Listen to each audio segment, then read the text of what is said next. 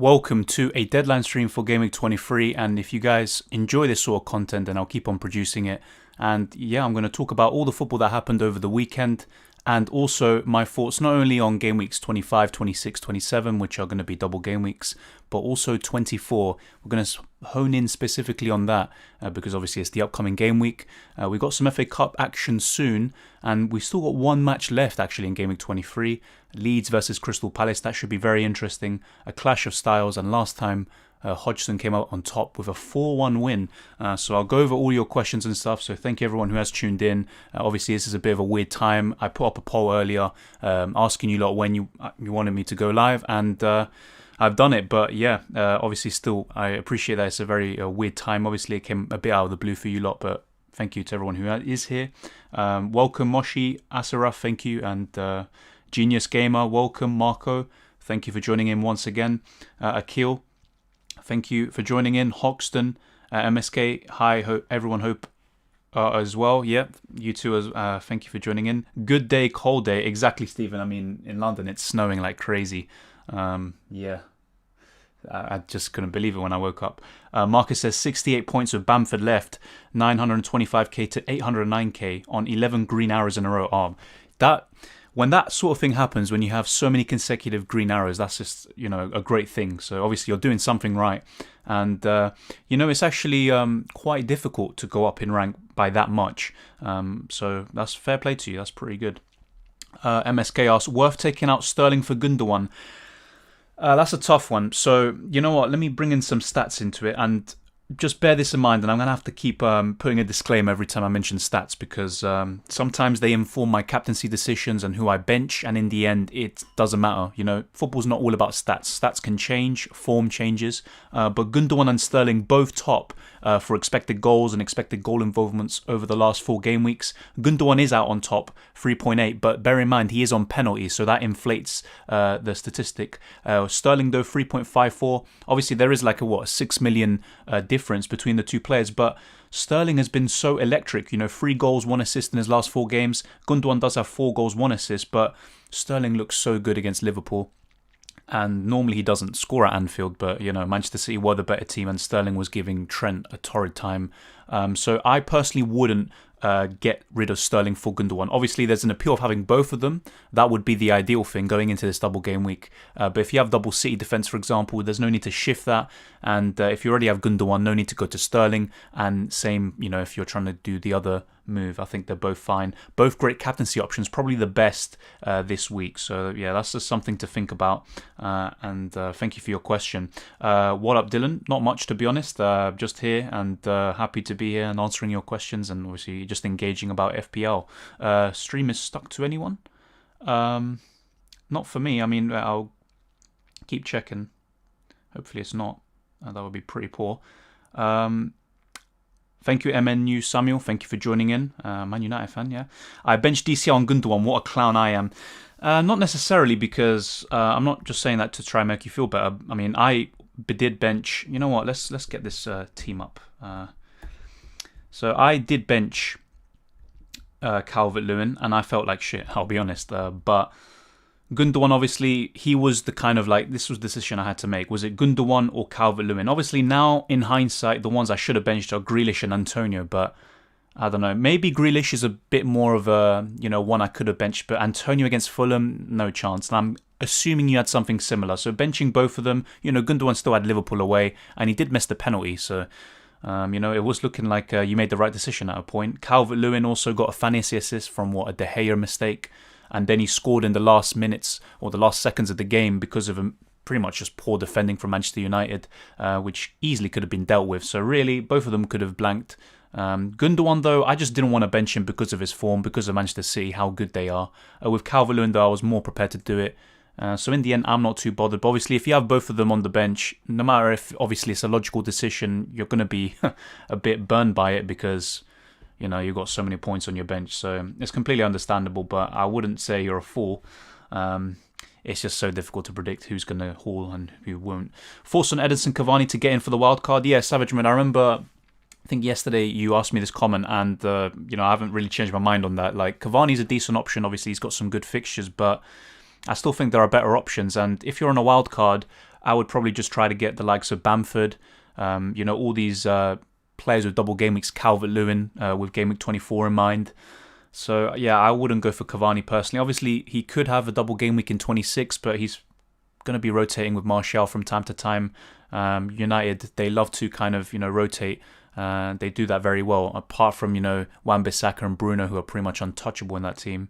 Cavani is going to be having some limited minutes, but he's not a bad option. If you back him, then go for it. But I just think there are better options out there. Even Watkins, with game week 26 in mind, and Villa have good long-term fixtures. So yeah, my front three on a wild card right now would be Watkins, Bamford, and Dominic Calvert-Lewin, and obviously Kane if you want him.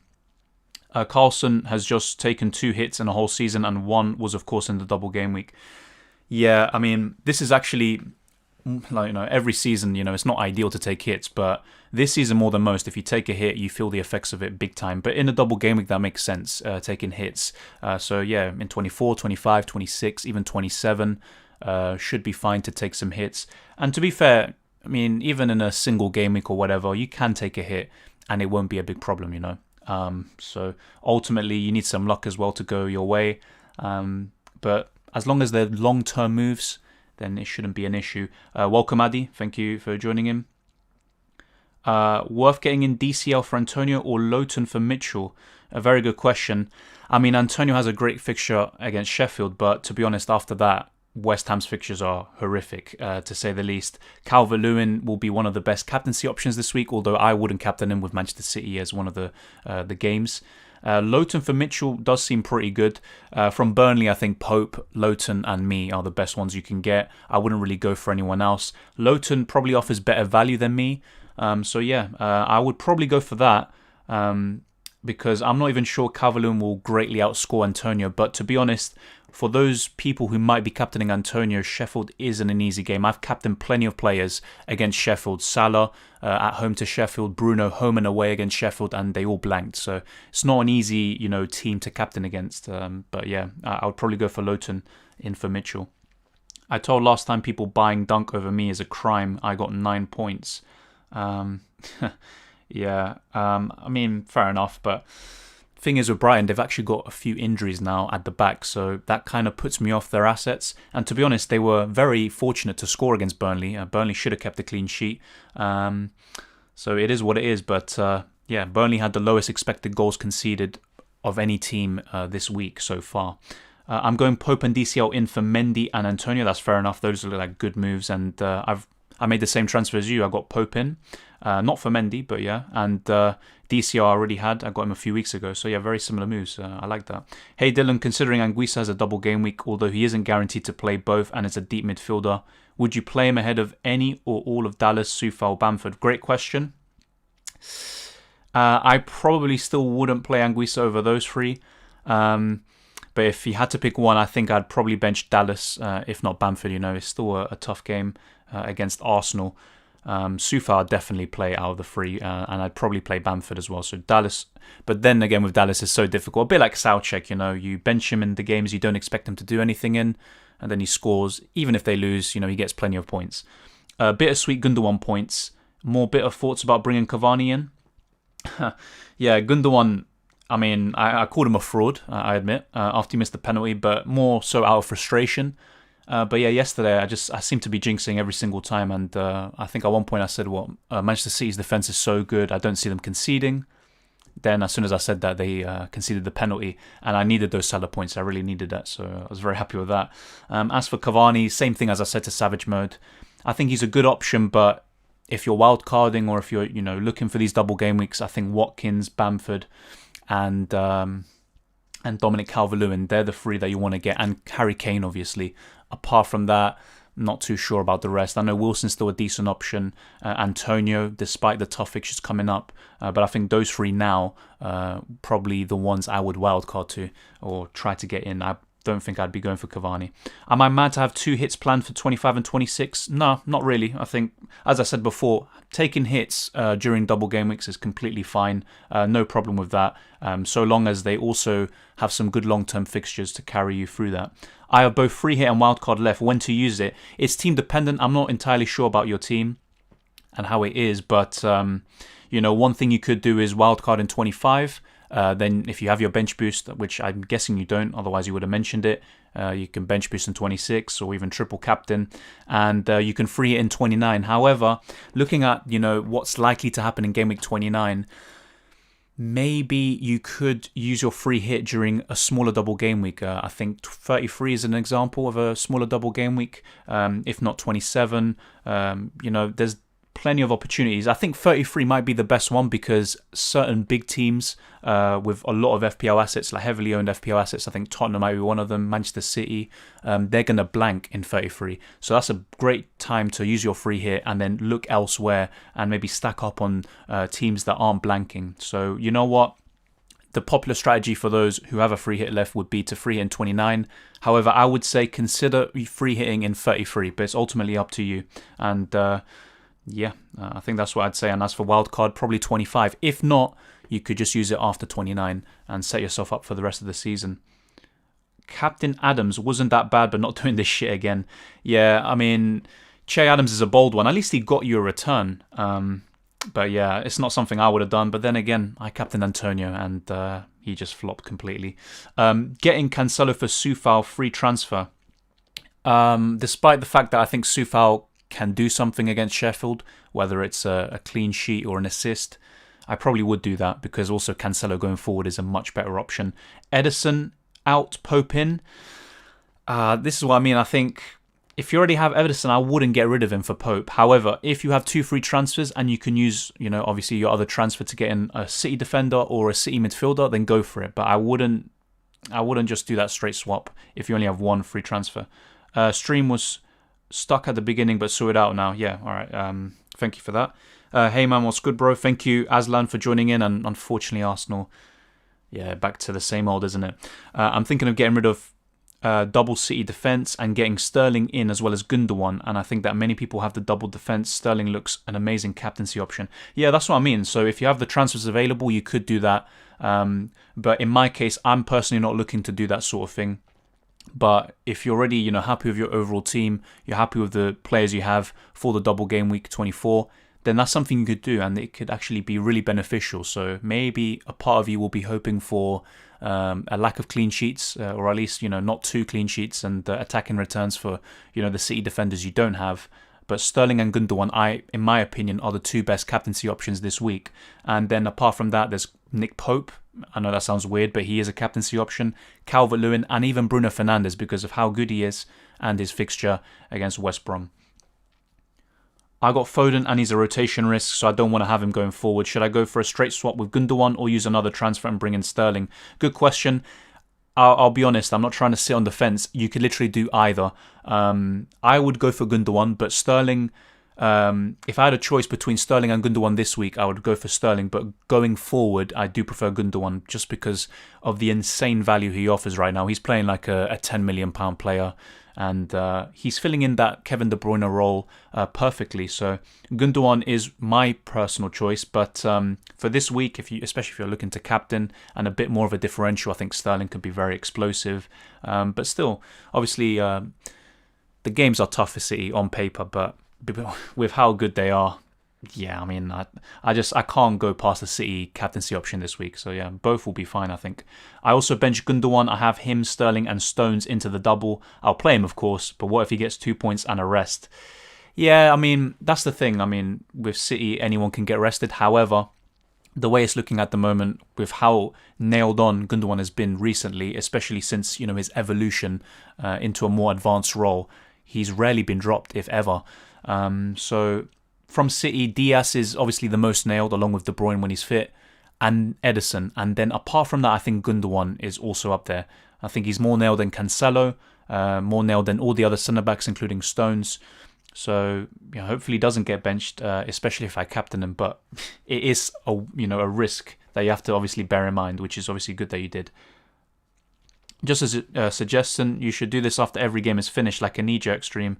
Keep it up. Great content as always. Yeah, that's the thing. So if enough people like this sort of thing, I'll be doing this obviously after every single game week, and I'll offer you my initial thoughts heading into game week 24, and obviously offering my thoughts on game week 23, which to be fair, I tend to do in my team selection videos as well, but I'll do it in more depth. And obviously, if there's any general like Premier League questions, whatever, or talking about the football, then I'll also do that. Gundogan, the DCL captain. For me, Jason is Gundogan. Calvert-Lewin with City, pretty much the best defence in Europe right now. Not something that I'd be too happy about. Obviously, the Fulham fixture, Calvert-Lewin did amazing last time. I think he got, 17 points or 14 points, so he did something crazy there. But yeah, I'd probably go for Gundogan. But West Ham might have a game on 29. Yeah, they might do. But yeah, if you're looking to maximise game week 24, 25, 26, it's an option to get rid of West Ham players. And to be fair, you can get rid of them for game week 26 and then bring them back in. And the fixtures do turn around that period after game week 29. So it's something worth considering. I probably wouldn't triple up on West Ham though. Maybe 1 or 2 is enough right now. And then, yeah, you can get these players back in after. By the way, Everton may have a double game week in 26. I might still play in 29. Yeah, these sort of things is something we have to keep an eye on because obviously you're going to gain a great advantage from that. And you pretty much kill, 2 birds with 1 stone. Because they have Villa, a lot of games to catch up. Yeah, that's true. Aston Villa, though, they're a different breed in terms of how many games they have left to catch up.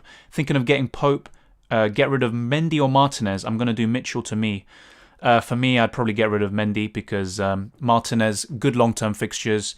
I think he's just the better asset because with Mendy, you're mainly relying on clean sheets. With Martinez, you can get save points, bonus points, even penalty saves. I think Martinez is the far better option. So maybe this week, Mendy will outscore Martinez, but going forward, I'd want to keep Martinez. So my answer would be Pope in for Mendy. I'm having so many options for for the defence. I bought in Dunk on a -4 and he ended up scoring. Just so annoyed he didn't keep a clean sheet. Which team should I invest in for defenders? Well, with Brighton, I mean, they are a team that I highlighted recently, especially after their great results against Spurs and Liverpool. But, I mean, if I'm being honest with Brighton, with the injuries that they've had at the back recently, I could maybe anticipate a bit of a drop-off in their defence and in terms of their results. But I think having one defender's fine from Brighton. Definitely, I'd probably avoid Liverpool for now. City is obvious. I'm not going to go into that. Chelsea still an option. I know Rudiger scored an own goal, but he's nailed. And there's still injuries at the back for them, so he should keep on playing despite his mistake.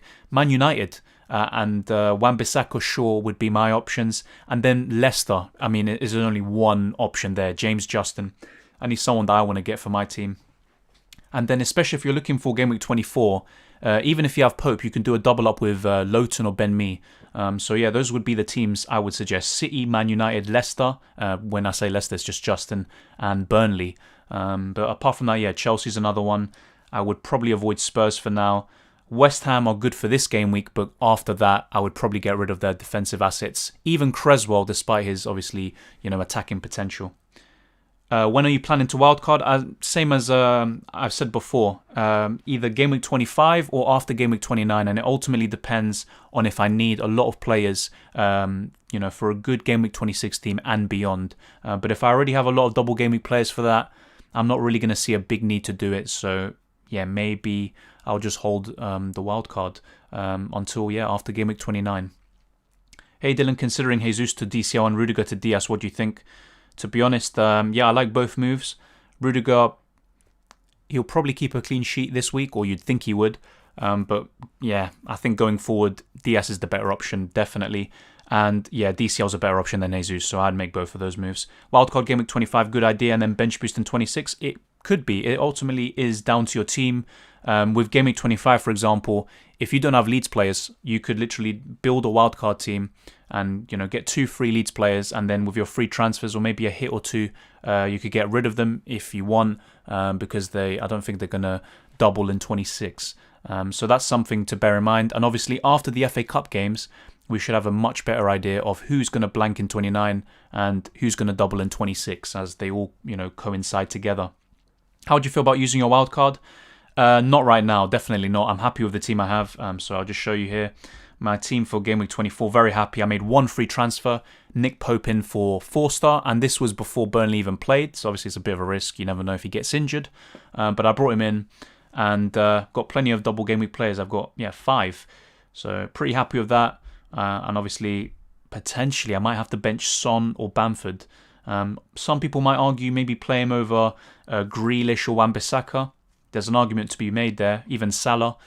But yeah, I think this is what I'm going to go with at the moment, and shouldn't be too many changes. Obviously, if you look at the bench on paper, it's actually, bench boost worthy, but no, not for me yet. I'm going to save that for Game Week 26. Why do I feel that free hit is a better option in double game week than blank game week? I mean, it's all down to opinion and down to the team, and I hate saying that. But what I said earlier, I think I just said it 5-10 minutes ago.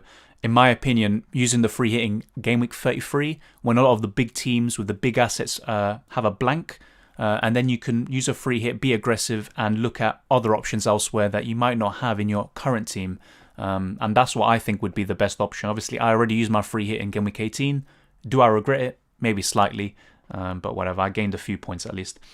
Are you thinking of getting Chris Wood in because he's a good option, but depends if he is injured? I would wait and see if he's on the bench or if he's playing in the FA Cup. But personally, I'm not really interested in Wood because even then, unless you're going to wildcard straight after, he's not someone I would want in my team, I'll be honest. From Burnley, I keep saying it, Pope is the standout. Then it's Lowton and me. I'm not interested in their midfielders. I'm not interested in their attackers. But obviously, after those three that I just mentioned, the next best is Chris Wood. But I'm not interested. I already have Creswell starting and will probably get rid of one of my West Ham assets, but I'm waiting for the FA Cup games to pass, and assuming Antonio is fit, I'll probably ship Soufal for a double game week defender. That's fair enough, and I'm going to do something similar. And if I look at my team actually, and I keep saying this, James Justin is definitely coming in, especially if he has a double game week fixture in 26. He's going to be coming in for Mitchell. And then with Soufal, he's got Man City in 26, and even on a bench boost I wouldn't want to have Soufal for that, and even if he has a double, the other game would be Arsenal, so not really feeling West Ham players at the moment, so could take a -4. Could even get Dallas in to maximise game week 25, decent fixture in 26, so it's something worth considering in my opinion. So yeah, that's something for me to think about. But yeah, in your case, even Creswell, I understand why you'd want to keep him, but there's still an argument to be made to get rid of him in my opinion. I told you to captain Bruno rather than Antonio. Yeah, but even then, I think Son was the better option, obviously. And obviously, he seemed too obvious. And I think Harry Kane, if I knew Harry Kane would start, I probably would have captained Son. But it's all in hindsight, there's no point talking about it now. Barnes out, now that Vardy is fit and Maddison is the more attacking one. Thoughts on Callum Hudson-Odoi? Yeah, from Leicester, Justin is my favourite pick overall. But from the attack, still think that Barnes is a great option, but Maddison has been so consistent recently, so yeah, maybe I'll go back to what I said from the beginning. I think Maddison, probably my favourite out of the two, more assist potential, but in terms of goals, I'm convinced Barnes will score more goals like from now until the end of the season, or at least have more goals, for the whole season, but we'll see. I use my wild card and my free hit. When shall I bench boost and triple captain? I'd probably bench boost in 26, especially if you have already a lot of double game week players, and I'd use a triple captain in a smaller double game week, maybe 27, maybe 33, something like that, and I'd target Bruno, Kane, Son, De Bruyne, and Salah still. And I think that Dallas would be very lucky to get many points against Arsenal, so the main decision is Bamford or Anguissa, hopefully minimum 4 points, but Bamford attacking potential in one game. Yeah, so yeah, I'd definitely bench Dallas from those three. And yeah, it's up to you. You could play Anguissa over Bamford, but definitely I wouldn't play him over Soufal, I think. Not for this game week. Why don't you have free City? I do. I've got Cancelo, Stones and Gundogan captain. That's my free City. I did Martinez, Creswell to Pope, Lowton last week only because I didn't want to burn a transfer. Yeah, that's fair enough, and that looks pretty decent, to be honest. Do I get Pope in for Martinez or Cancelo for Mitchell? Cancelo for Mitchell, definitely. I wouldn't get Pope in for Martinez. Nah, I wouldn't do that. So Edison on penalty, should we buy him? He potentially is. I think Pep was actually being serious yesterday, so that would be crazy. It would be a bit of a glitch in the system, and definitely something to keep an eye on. But I actually think he could be on penalties. Welcome, William. Thank you for joining in. Arsenal can make me angry sometimes. Yeah, tell me about it. I was more angry with the Wolves game because, not trying to be rude, but Wolves are a pretty poor team. And also the way that the game escaped Arsenal. And I think Arsenal deserved to win that one. But with Aston Villa, despite the poor decisions, Martinez grabbed Lacazette, should have been a penalty. Konsa should have been sent off. But despite that, Arsenal were poor and, were just lackluster. And one stupid mistake at the beginning cost them. I'm not really surprised by that. I got Foden and he's a rotation risk. Yeah, I already answered this question. No need to spam the chat. I'm the better option. Miguel Ferreira. Getting Cancelo for Sufal? Yeah, I probably would. Even with Sufal having, a good fixture this week, I'd probably get in Cancelo. Pick 4 to play. Diaz, Shaw, Sufal, Cancelo, Digne. I'd still play Digne because of Fulham and a double game week. He should at least get some appearance points. Cancelo, definitely. That's a tough one, yeah. Diaz and... Ooh, that's tough. Yeah, it's between Shaw and Sufal. I'd probably play Shaw because of the more, the offensive threat and how bad West Brom are defensively. Laka plays like a 25p Polish energy drink. That's one way of calling him. I mean, he's been good recently, but going forward, is he good enough for Arsenal? Leading the line, I'm not sure. Can you show us your team for Game Week 24? Yeah, it's on screen. Let's see. Let's get back here to the front. I currently have 5 double Game Week players for Game Week 24. They are Pope, Cancelo, Diaz, Gundogan and DCL. Is that enough? Should I have more? I mean, that is enough. You've got good players there. You've got a great captaincy option in Gundogan. Even, to be honest, the other 4 are good captaincy options. So, yeah, it's pretty fine. Obviously, I'm a bit biased. I've got very similar. Only Stones in for Diaz. But, yeah, I mean, those are 5 good players to have. Because, let's be real. Let's look at the other players you could go for that have double game weeks. You've got Triple City. Sterling might be, the best captaincy option this week, but you've already got Gundogan, so that's fine. You look at Everton, you could maybe have Digne, but one of the games is City. Very unlikely to keep a clean sheet. Probably very unlikely to get an attack in return. So Calvert-Lewin is enough for Everton. And then from Burnley, Pope is literally the standout. You could double up with Ben Mee or whatever, or Lowton. But it's not the end of the world. If you have a United defender against West Brom, a West Ham defender against Sheffield, it's pretty fine. So yeah, I think you're pretty good there. If I have Areola, do I need Pope or focus on other transfer? It depends on, what your other transfer would be and the weaknesses of your team. But if you're happy with your overall squad and you want an upgrade, then yeah, I would probably do Areola to Pope, but only if you have nothing else to do. It seems like most teams look the same, maybe 1 or 2 players different, plus Wood and Taylor might be out until mid-March. Sean Dyche just updated 25 minutes ago. That is mad. Yeah, those are big blows for Burnley, 2 of their best players. And yeah, I mean, I share your frustration in a way. Obviously, it's good to be different. That's why when I captained Antonio, I thought, yeah, he might blank, but it's something different. A lot of people, it might have seen, a lot of people did it. But still, I'd say maybe 10% of the entire game did that. So yeah, I like to be different if possible.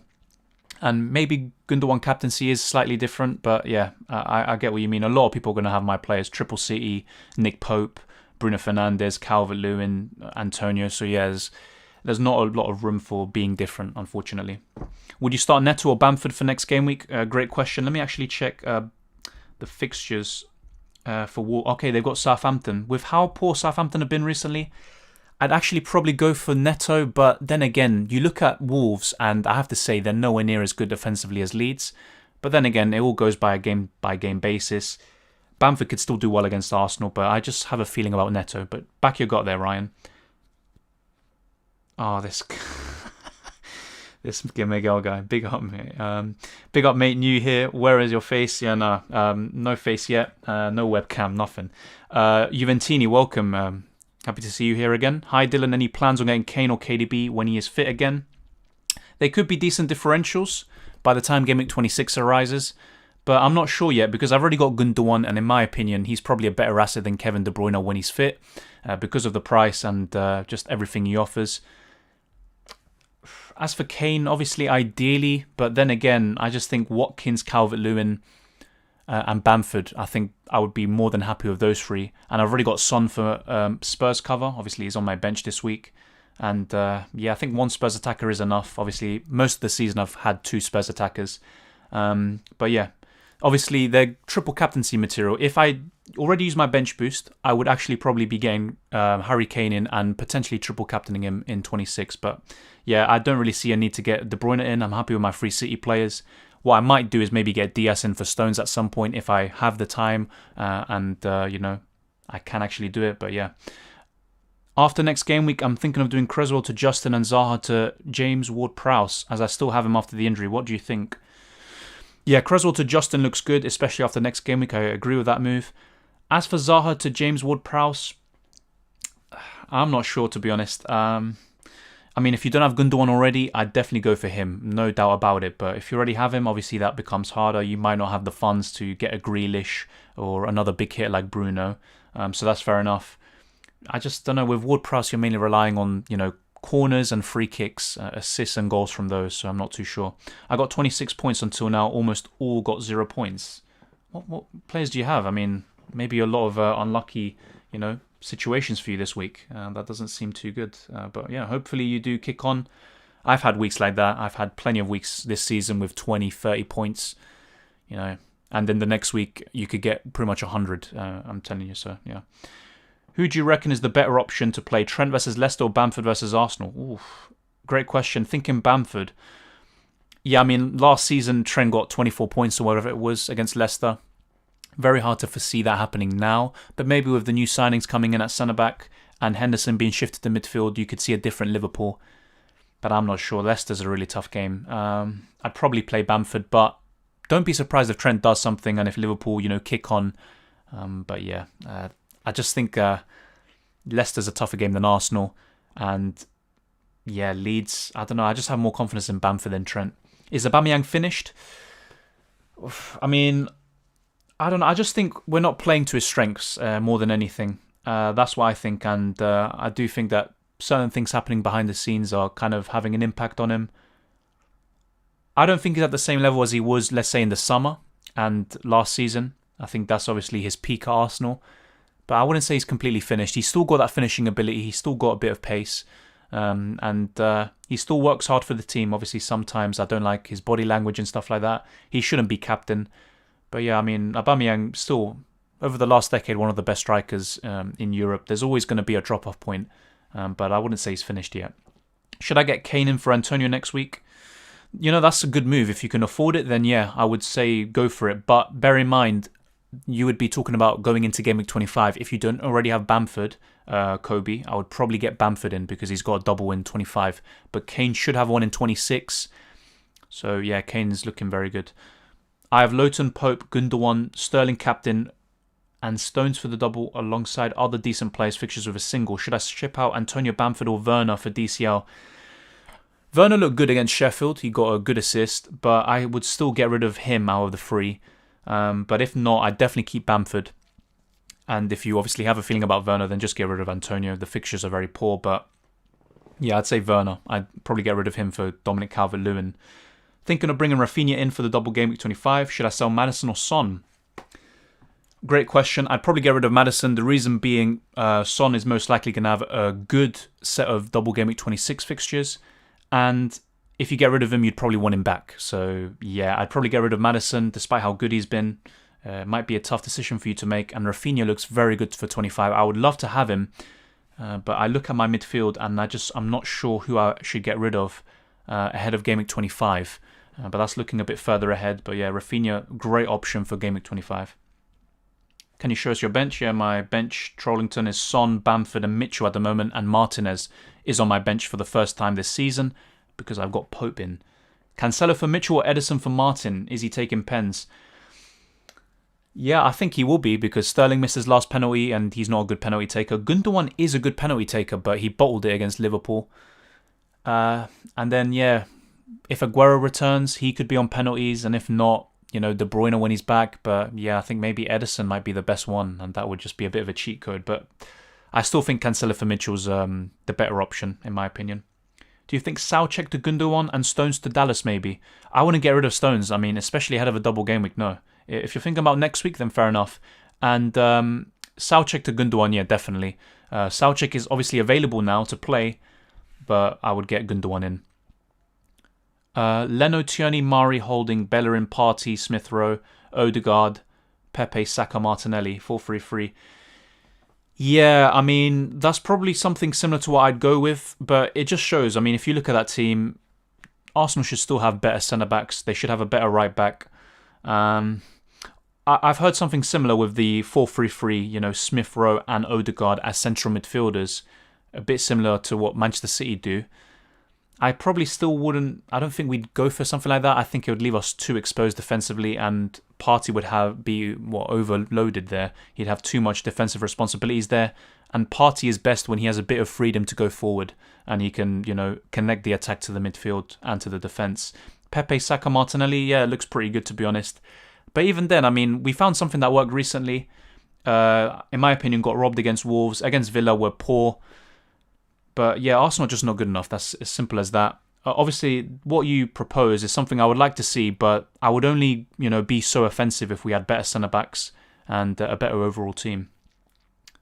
Will I get Pope or Man City goalkeeper? I think it'd be on penalties. I mean, if you don't have Triple City already, you could just go for Edison, I guess. But for this game week, I still prefer Pope.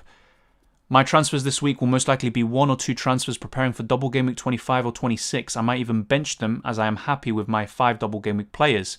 Transferring a player plays in 2, 26 and 29. Yeah, that looks pretty good. Good to plan ahead like that. But I think the main thing right now is to plan for 24. Have a good idea of 25 and 26, but don't become too fixated on it. But even then, after these FA Cup games, we'll have a much better idea of how the fixtures are going to pan out, and then you can look to bring in these players in. But hopefully the results go in a certain way, which obviously allows most of my team to have double game week, so I don't have the wild card, and I can bring in some of these players that I just want anyway, like James Justin, who's been phenomenal this season. Which one would you recommend I start out of? Bamford, Soucek and Soufal? I'd definitely start Soufal out of those 3, and yeah, it'd be Soufal. DCL for Bamford -4 hit. Should I? Probably not, because you're gonna want Bamford in for game week 25, so I probably wouldn't do that. Sell Son and keep Kane. Yeah, I mean, for double game week 26, you'd want to have both of them if you can, but one is enough in my opinion.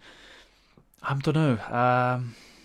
I mean, you could do that. I mean, there's more options in midfield. In attack, there's not so many. So that is, I understand your logic there. Yeah, I think that might just be about right. And you could always get some back if you want. Should I take out Sterling for Gundogan? I've got Stones and Diaz, best 5.5 million midfielder besides Gundogan. Thinking of Rafinha because of their double game week. I already said this before. I wouldn't do a sideways move from Gundogan to Sterling or vice versa. Same with Stones to Diaz, despite Diaz being more nailed. I would just keep with what you have, but if you have enough free transfers and if you want Rafinha anyway, then that's fair enough. You could get Rafinha in for game week 25, you can get Sterling for 24, and that seems fine, but you obviously have to get rid of another midfielder in order to facilitate that. Can't believe I benched DCL again this game week. I would have had 80 points if I didn't bench him. Yeah, very similar to me as well. I would have had pretty much 74 points or maybe more, but that depends if I bench Grealish or Antonio. I probably would have captained someone else. And everyone seems to be doing well for me, or at least most of my attackers. And I always seem to captain the guy who blanks. So don't worry, I understand how you feel. I've got Calvert-Lewin on my bench too. Most people do. It would be amazing if Bamford missed out today, wouldn't it? That would be great. But yeah, I don't think that's going to happen. Should I do Barnes to Sterling and Robertson to Ben me for a -4? I need to get Robertson out to afford Sterling. Yeah, you know what? Fair enough. I understand the logic behind those moves. I would probably do that, and looks pretty good. Not having players like Lewandowski, Messi, Neymar, Ronaldo, Haaland, etc. makes FPL more interesting. Yeah, that's a good way of looking at it, because yeah, those players you mentioned are cheat codes, especially Haaland and Lewandowski right now. Obviously, Messi and Ronaldo, years gone by. I mean, just imagine captaining them. But yeah, I mean, I don't know. With FPL, I think there were more options before. I think it was maybe a bit more interesting. You had Eriksen, Hazard, Luis Suarez over the years, Aguero when he was fully fit. So, for example, up front, I think there's not as many premium options. I would like to have a few more of those, but yeah, it is a bit more interesting. The only, obviously, kind of downside is a lot of people have similar teams. So, for example, this team, I think, in terms of template rating, is rated around 80%. And it's not something, obviously, I think about. I don't think about, I want to protect my rank. I want to have, players that everyone has. I don't want that. I want to be different if possible. And I just go for players I think will do well. Unfortunately, a lot of people have the same idea, really. So, yeah, it is what it is. Which 3 would you play out of Justin, Soufal, Creswell, Stones, Cancelo? Despite how good Justin is, and it could backfire, I'd probably bench him. So I'd start Soufal, Stones and Cancelo. Actually, Creswell now, just start Creswell, Stones, Cancelo. But there's an argument to be made to go for Soufal. I mean, it's literally a coin toss between the two. Creswell's more likely to get bonus points, more likely to get an assist, so that's why I'd pick him. Sorry to ask another question. No, it's fine, don't worry. As long as you don't spam the same question, I literally don't mind. Thank you for putting it across. But I'm considering doing Salah out for Sterling captain, opposed to my initial thoughts of Justin out for Stones. Already have Cancelo, Gundogan, DCL and me, wildcard in 25. Fair enough, and to be honest, I think if I had the luxury of making a transfer like that, I would make it. So yeah, I think Salah out for Sterling, and you're going to captain him. Yeah, I would probably do that. That looks really good, Ryan. Marcus says, my team for Gameweek 24, Pope, Cancelo, Diaz, Soufal, Wan-Bissaka, Gundogan captain, Fernandes vice-captain, Salah, Bamford, DCL, Antonio, bench, McCarthy, Son, Justin, Soucek. 2 free transfers, what would you change? Yeah, I think that looks really similar to my team. I mean, I'm actually thinking about it. It's pretty much the exact same starting 11, but you have Diaz and I've got Stones. Same captain and vice-captain as well. What would you change? I mean, with 2 free transfers, I don't really think I'd change anything this week. What I'd do going into next week, yeah, probably get rid of the West Ham assets, potentially. Yeah, that's what I'd probably do. Obviously, you don't want to burn a transfer, so maybe you could get rid of Soucek, I guess, but I don't know. There's no need. McCarthy, I would say get rid of. Southampton look awful, but they do have a double in 25, so you know what? I don't really think there's a real weakness you need to get rid of. But you know what? What I would do, Soucek out for Rafinha in preparation for 25. But obviously, you wouldn't want to play Rafinha this week, or at least on paper. Got Kane, Antonio, and Bamford, and want an Everton player. Should I get James or DCL? James is an injury risk. Ancelotti kind of played it down, but either way, DCL is the much better option. He's not injury prone like James, and he's a far better option. So yeah, Calvert-Lewin's the easy winner. Why buy Son when you can buy Kane? Because Son, as a midfielder, gets more points for scoring a goal than Kane would. He gets the clean sheet point if Spurs keep one. There's not much to split them. Also, money. Son does cost significantly less. I'm looking forward to the game tonight. Bamford captain. I can't decide who to captain between Werner, Antonio, and Bamford. So I asked my mum based on limited info, and she said Bamford. Yeah, maybe she's onto something there. And to be honest, I just wouldn't captain Werner, me personally. But yeah, it is what it is. This isn't FPL related, but I have no idea how the FA thinks David Luiz's red card against Wolves is the exact same as Diaz yesterday.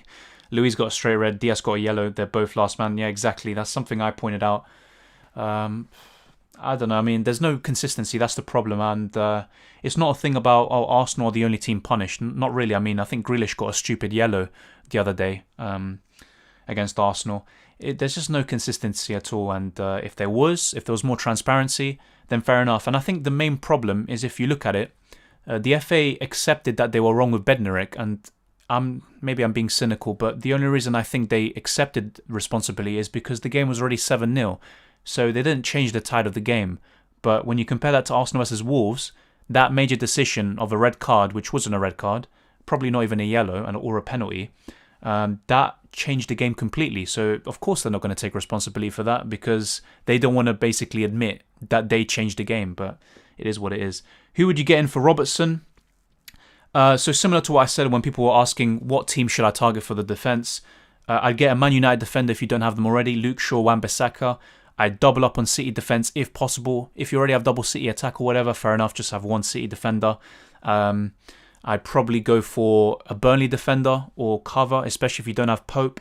And apart from that, James Justin, I think he's so good on this game, seriously, just keeps getting points.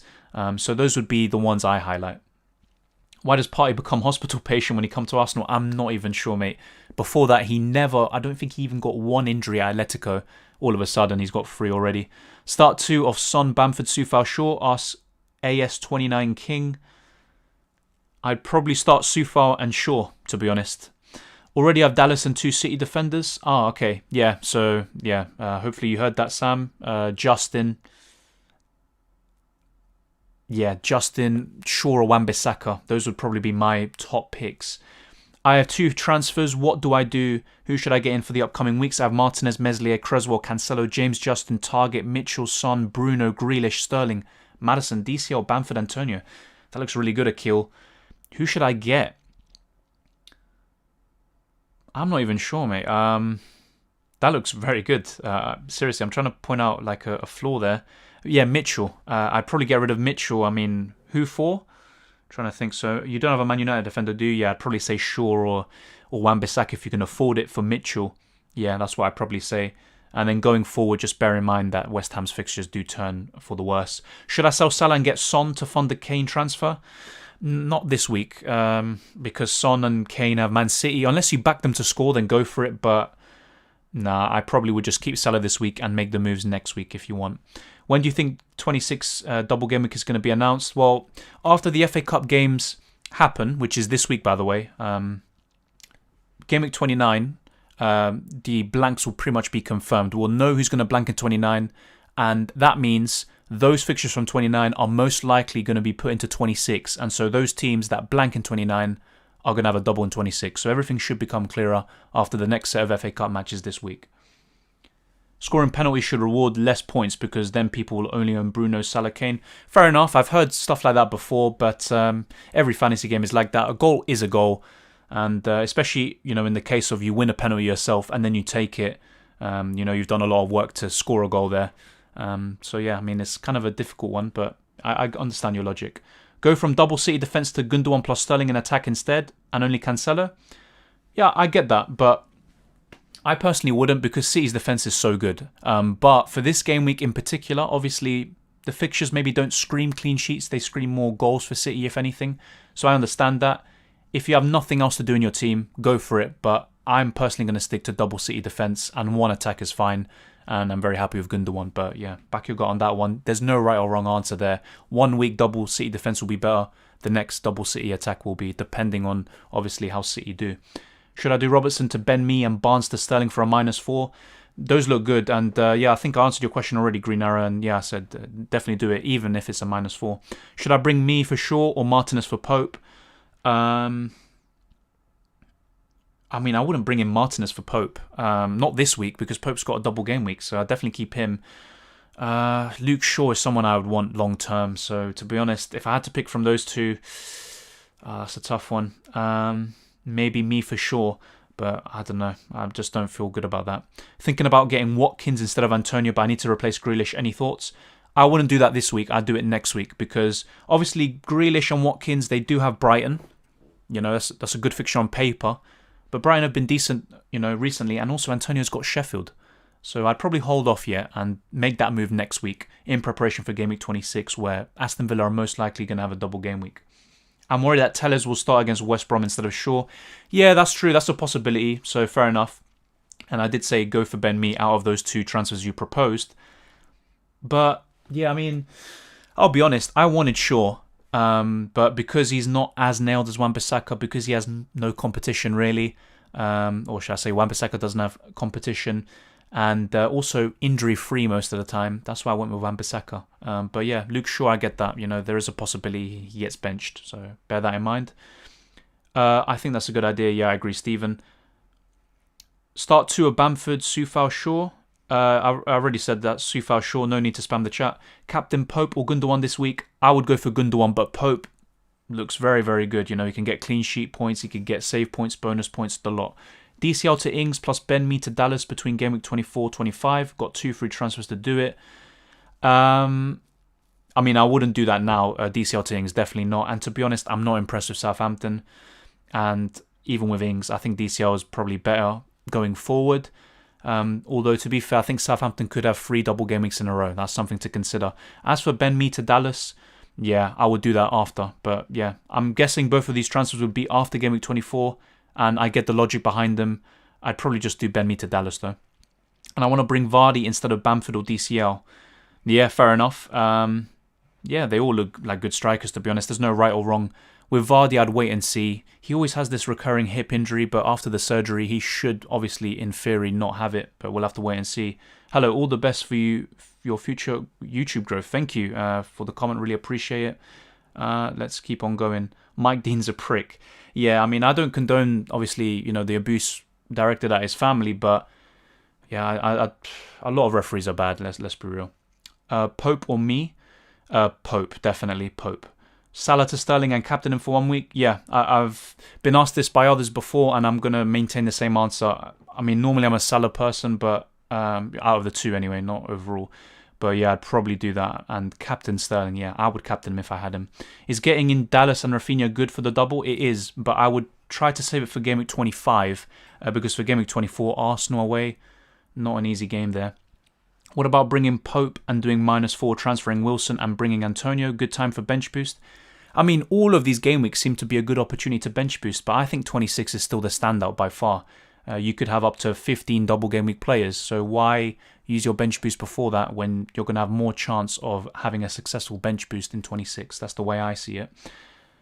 Are you going to try and get Kane into your team? Look good yesterday? No, because despite how good he looked yesterday, I have Son, and if Kane's in form, he's going to be supplying Son, and Son is going to get plenty of points. Obviously, ideally, I'd want to have both of them, especially for 26, but definitely not in a rush right now to get them. I mean, they've got Manchester City away and West Ham away next, so not easy fixtures at all. Do you think the bonus point system needs a rework? Definitely. Definitely do. A lot of it is based on pass completion and stuff like that, and some really ridiculous stuff. So, yeah, I think it does need a bit of a rework. It's not completely bad, but sometimes I do think that it just has no consistency. What do you think about Werner or maybe Mount? Chelsea look very good going forward, and Werner looks so much more confident on the ball. Yeah, Werner's been good recently. I mean, against Sheffield, he looked very, very good. But I still wouldn't want him. I think there are better options. Until he, is consistent, and I've said this in my last stream, I'm not really considering him. And as for Mount, yeah, he's been Chelsea's best player this season. But still, I think Chelsea's defence is the most impressive part of their team. So go for one of their nailed defenders. And at the moment, it looks like Rudiger. What City attacker apart from Gundogan is good? Sterling, definitely. Foden, obviously very explosive when he does play. He's an exceptional talent. But, he gets benched too much. So I wouldn't go for him. I think Sterling or Gundogan, and that's it. Sufa or Shaw for long term? For the long term, Shaw, definitely. Most likely to get a double game week in 26. Better fixtures for a long time. So yeah, Luke Shaw is the clear winner there. Yeah, Dylan, to bring in Shaw for Mitchell, I would need to downgrade Maddison to Barnes, but I think Maddison is more attacking than Barnes. Fair enough, but Shaw's a big upgrade from Mitchell. Barnes, Maddison, there's not much in it. Barnes is going to get more goals. Maddison's going to get more assists. Maddison is in better form, but there's not too much to split them. Thoughts on bringing James Rodriguez? Not for me. I already said this. He's an injury doubt. Nah, not for me. From Everton, Calvert-Lewin's the only one. Obviously, James was impressive against United, but he always has this, injury record. He always gets, a knock or something. He can get benched from time to time, and also he gets subbed off a lot, just early in general. So yeah, Calvert-Lewin is enough from Everton. Who should I bring in for Zaha? Have 4 million in the bank. I mean, I'm just going to list some players. Bruno Fernandes, if you don't have him already, but that's kind of obvious. Gundogan, Sterling, Maddison, Barnes, Grealish. Although not yet, I would say Son. He is going to be a better asset now with Harry Kane. And Rafinha for Game Week 25, very good. Rafinha is someone I'm going to keep highlighting until Game Week 25 happens. I would love to have him for that. I think he's going to do exceptionally well. And yeah, apart from that, not really too interested in the rest, in my opinion. Yeah, that's probably what I'd go for. I used my chips, triple captain, Son failed 3 points. I used bench boost the last double, it scored 19 as part of a decent score of 141 with a -8. Yeah, that looks... I mean, see, the bench boost was good. Triple captain, I mean, I've had experiences like that with triple captaincy. But yeah, that's why I'm looking for a double game week and for, a player I trust with the captaincy. Which of the non-double game week differential players are a good punt this week and a wildcard next week? Non-double game week differential players. I mean, that's a tough one. Non-differential. I mean, at one point you can say someone's a differential, and then the next week they're owned so heavily. Non-double game week, so you don't want double game week players here. I'm trying to think of someone. I'll get back to you on that one, but yeah, I'm not too sure on that one. Pick one to start, Grealish, Bamford or Maddison. I'd start Grealish from those three. However, just bear in mind that I do think Grealish might struggle against Brighton, but he is my pick of the three. Soucek to Gundogan or Salah to Sterling? Soucek to Gundogan in my opinion, but both are reasonable moves. Should I play my entire defence, Soufal, Creswell, me, Diaz, Cancelo? If you're not happy with maybe one or two of your midfielders or attackers, then yeah, I mean, yeah, you could start all five of them, to be honest. Soucek to Lookman? No. Soucek is still one of the best options in the game. Don't let one stupid red card make you think otherwise. If you're going to get rid of Soucek, either upgrade him to maybe a premium like a Sterling or something, or a Gundogan, maybe a Saka when Arsenal pick up form and fixtures. I would not. No, I would definitely not. No chance. Not to Lookman. Lookman's a good player, but Soucek's a much better FPL asset. Already got 3 City players, 2 defenders and 1 Gundogan. Is it worth to move Edison to Pope and Son to Sterling for captain? Well, if you've already got 3 Man City players, you're not going to be able to make those moves. But yeah, Edison to Pope, I'm not sure. I just keep it as it is. And if he's on penalties, why get rid of Edison? Obviously, Pope, I think, will outscore Edison this week, but I'm not too sure about that. Son to Sterling, I think, is the better one for captaincy as well. And City are most likely going to get a double game week in 26 as well. So yeah, I'll risk the captaincy again on Sterling. I know a hat-trick is pending. I wouldn't call it too much of a risk. I mean, he's got 2 games. Sterling's in electric form. Man City are looking like the best team in the league by far. So that looks, I don't think it's a risk. Rudiger, Dunk or Aaron Wan-Bissaka instead of Kyle Walker-Peters. I'd say Aaron Wan-Bissaka long term. I think he's the best of the 3. Take a -4 to get Calvert-Lewin in. It depends who it's for, Mr. Horsey, but yeah, I mean, if it's for someone kind of average, then I would do it. But I wouldn't get rid of Watkins, even Antonio yet, or other of these players that are pretty good, like Bamford. I wouldn't get rid of them for a -4. Salah to Sterling, yeah, it's a good move. I'd probably make it if I could. But, you know, I'm not in a position to do that, but I probably would do that. Sterling or Gundogan, already answered this, Aranya. I said Gundogan, but both of them are great options. And I'm only saying Gundogan because he's much cheaper, and long term, I think he might be a better asset because with Sterling, if Salah gets form, Bruno gets form, you'd probably want to get one of them in. I'm going 4-4-2 based on the fixtures. I would play Aaron Wan-Bissaka instead of Bamford that week. Yeah, I'm doing something similar. Bamford and Son are on my bench, and Aaron Wan-Bissaka's playing. Maybe a bit of a mistake, but we'll have to wait and see. I'm still going to revisit this, but this should be very close to my final team in Game Week 24. Are you not worried about Cancelo and Stones both being rotated for Laporte and Zinchenko? Well, there's nothing I can do, really. I mean, I'm not going to make transfers take hits or play a wild card just because of that. Stones and Cancelo, I think they might get benched. I think one of them definitely will for one of the games.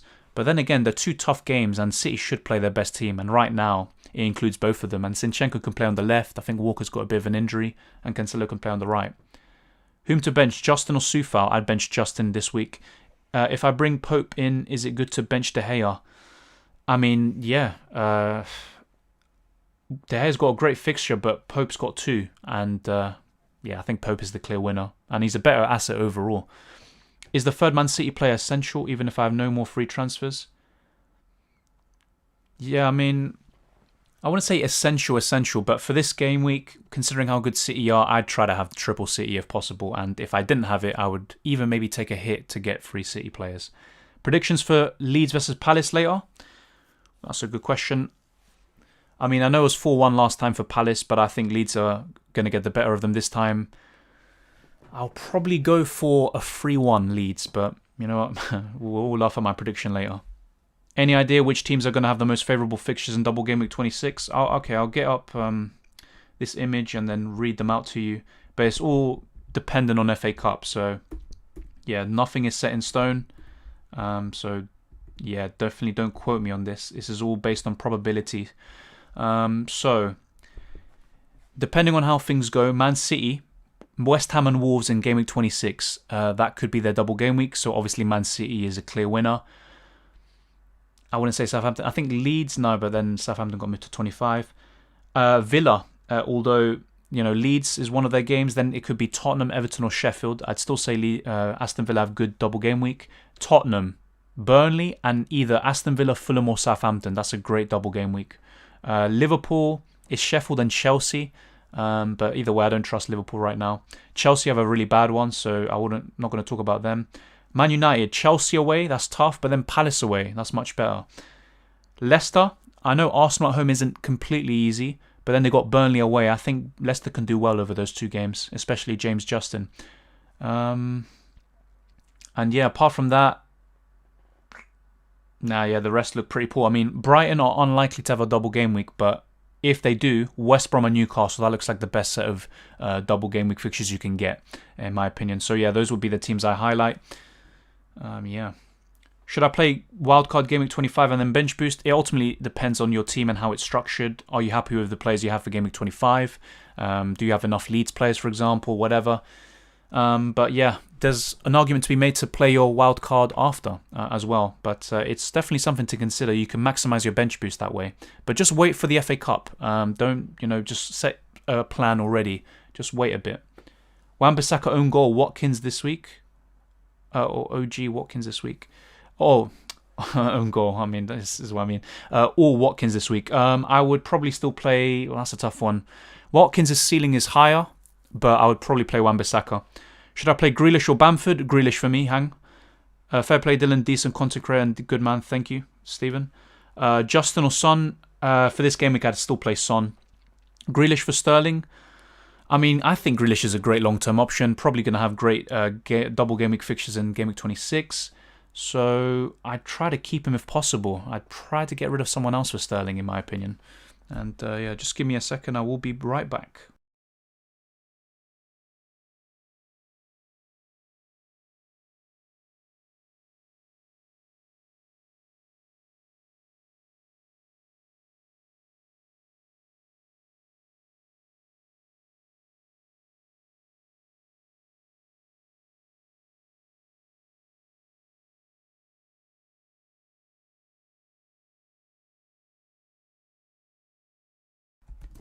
Welcome. So, I am back. Let's see. Play Maddison versus Liverpool or Rafinha versus Arsenal? Great question.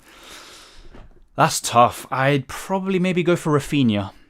Might carry 2 transfers following week and target Ings and Rafinha. Thoughts? Have 5 double players for this game week currently. Yeah, I already said this. Until Ings and Southampton improve, not interested. As for Rafinha, very, very good choice, I think. And yeah, I definitely want him. Welcome, Romel. Rafinha for Grealish. Not for me, especially this game week, not for me. Son to Sterling and me for Robertson. Yeah, Son to Sterling looks good. It looks good for this game week, but going forward, after game week 25, not so much. Triple captain Gundogan? Nah, I think there's going to be better triple captaincy options. However, if you have a feeling about it, go for it, because he might get 20 points, and then obviously you'll be laughing. Good replacement for Stones. I wouldn't get rid of Stones this game week. Unless you have nothing else to do, then you could do a sideways move to maybe Diaz, but no, I wouldn't replace him yet. Going forward, if you want a double City attack or whatever, then I'm going to keep mentioning the teams and the players that I said before. Wan-Bissaka or Shaw, James Justin, those would be definitely the highlights right now. And then Rudiger, but I don't like the game week 26 fixtures. Rafinha is the best player in the league. Not so sure about that, but he is someone I've got a very firm eye on for game week 25.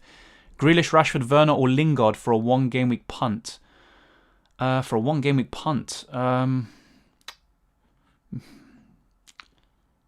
think Rashford for this game week, but I'm not sure. I mean, any of them could haul. But even then, I'm being honest. Going forward, I wouldn't want to have Rashford, Werner or Lingard. Grealish, I would. I don't really like these kind of, 1 week punts. I've taken some before. I mean, I got Trent recently, then got him out straight away. But yeah, I think Grealish is the best overall option. How many teams will play in Game Week 26? It ultimately depends on what happens in Game Week 29, and that's a consequence of the FA Cup fixtures, so I couldn't tell you here. It would be purely speculation.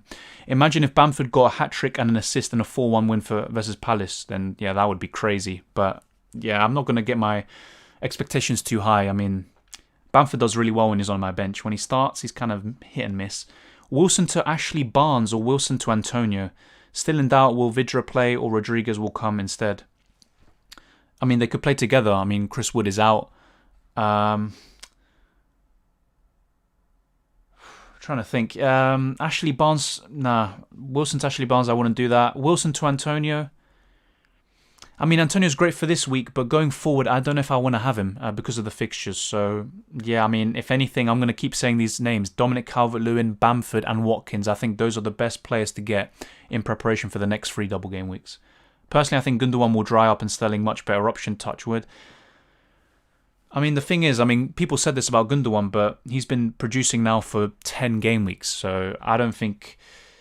he's not going to get these amount of points every single week. No doubt about that. But I still think he's going to be quite consistent. If Foden plays through the middle, he's a better option than Gundogan. Not for me, because Gundogan's more nailed. And Gundogan is more likely to take penalties. I'm not so sure after that miss against Liverpool, though. What would you do for the next game week, Bamford or Antonio? Yeah, Antonio, definitely. But going forward, I would want to have Bamford because of the double game week in 25 and because Antonio has poor fixtures and most likely not going to have a double game week in 26. What's the strategy for blank game week 29 blank? Well, in my case, it's going to be making free transfers after game week 26 after I've set up for that. And hopefully, I've already got some of the players who have a double in 26 and blank or have a blank in 29. But in general, for people, you could free hit, and if not, you can dead end your team with free transfers, and then you can use your second wildcard after that, so you're not stuck with those players for the rest of the season. Would Salah to Sterling be better than Grealish to Sterling? I probably think so, to be honest. Considering the fixtures, considering the price, I'd probably say so. But Salah, yeah, I mean, he can haul at any time. We know this about him. Take a -4 to get in Eric Peters for the double game week over Soufal. Not for me, because Soufal's a great fixture and Eric Peters, nah. I'd probably just rather get in Pope, if anything, but yeah. Maddison to Rafinha next game week. Yeah, that looks good, and I'd probably agree with that. Hello, should I get rid of Salah? It depends. Is a possibility. There's an argument to be made. I can still think he can do well over these tough games, but if you want to get Sterling, and yeah, you might have to do it. So it ultimately depends on your team who you're getting rid of. I couldn't just say in general. Have two Man City players. Is Foden worth a punt for third? Limited money. I'd still go for Gundogan because, yeah, he's cheaper. He's more nailed. And I just prefer Gundogan. He's more consistent. Should I captain Fernandes? He's a good captaincy option this week, but I still would probably prefer one of the double game week players like Gundogan, even a City defender. Although, actually, looking at it, in my case, I think, yeah, Gundogan, Fernandes are my favourite choices, but Pope can do really well, Calvert-Lewin, and then, yeah, City defenders. Sterling, if you have him, I think he's probably the best option overall. But yeah, Bruno's still a great option. It's a testament of how good he is that despite having only one game week, or one fixture in this game week, he's heavily captained. Ings, Soucek, Salah out, Sterling, James Rodriguez and Watkins in. Thoughts? I like Sterling and Watkins. I don't like James Rodriguez in my opinion. Although I get the logic, it's a double game week for him, but no. Rashford differential captain, fair enough, but not for me. Rashford's far too inconsistent, really hot and cold. Lowton will surprise, 4.4. Yeah, he's very good, and to be honest, if I was looking to get a Burnley defender, it'd probably be Lowton, but Ben Mee's another one. But yeah, I think Pope is just the best by far. Who to captain, Sterling or Gundogan? I'd probably go for Sterling in that case, but there's literally not much to split them. I already read their stats earlier, and Gundogan is slightly above, but that's mainly due to the inflation because of penalties. They're both great options. Sterling will haul soon. I mean, he's been hauling recently anyway, so it's not like he's been blanking and, we're anticipating a haul now.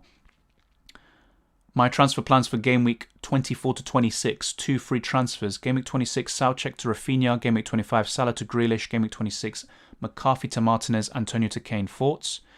Yeah, that looks pretty good. I agree with pretty much all the transfers there. Yeah, literally, there's no complaints there. They look very good. Antonio potentially not playing.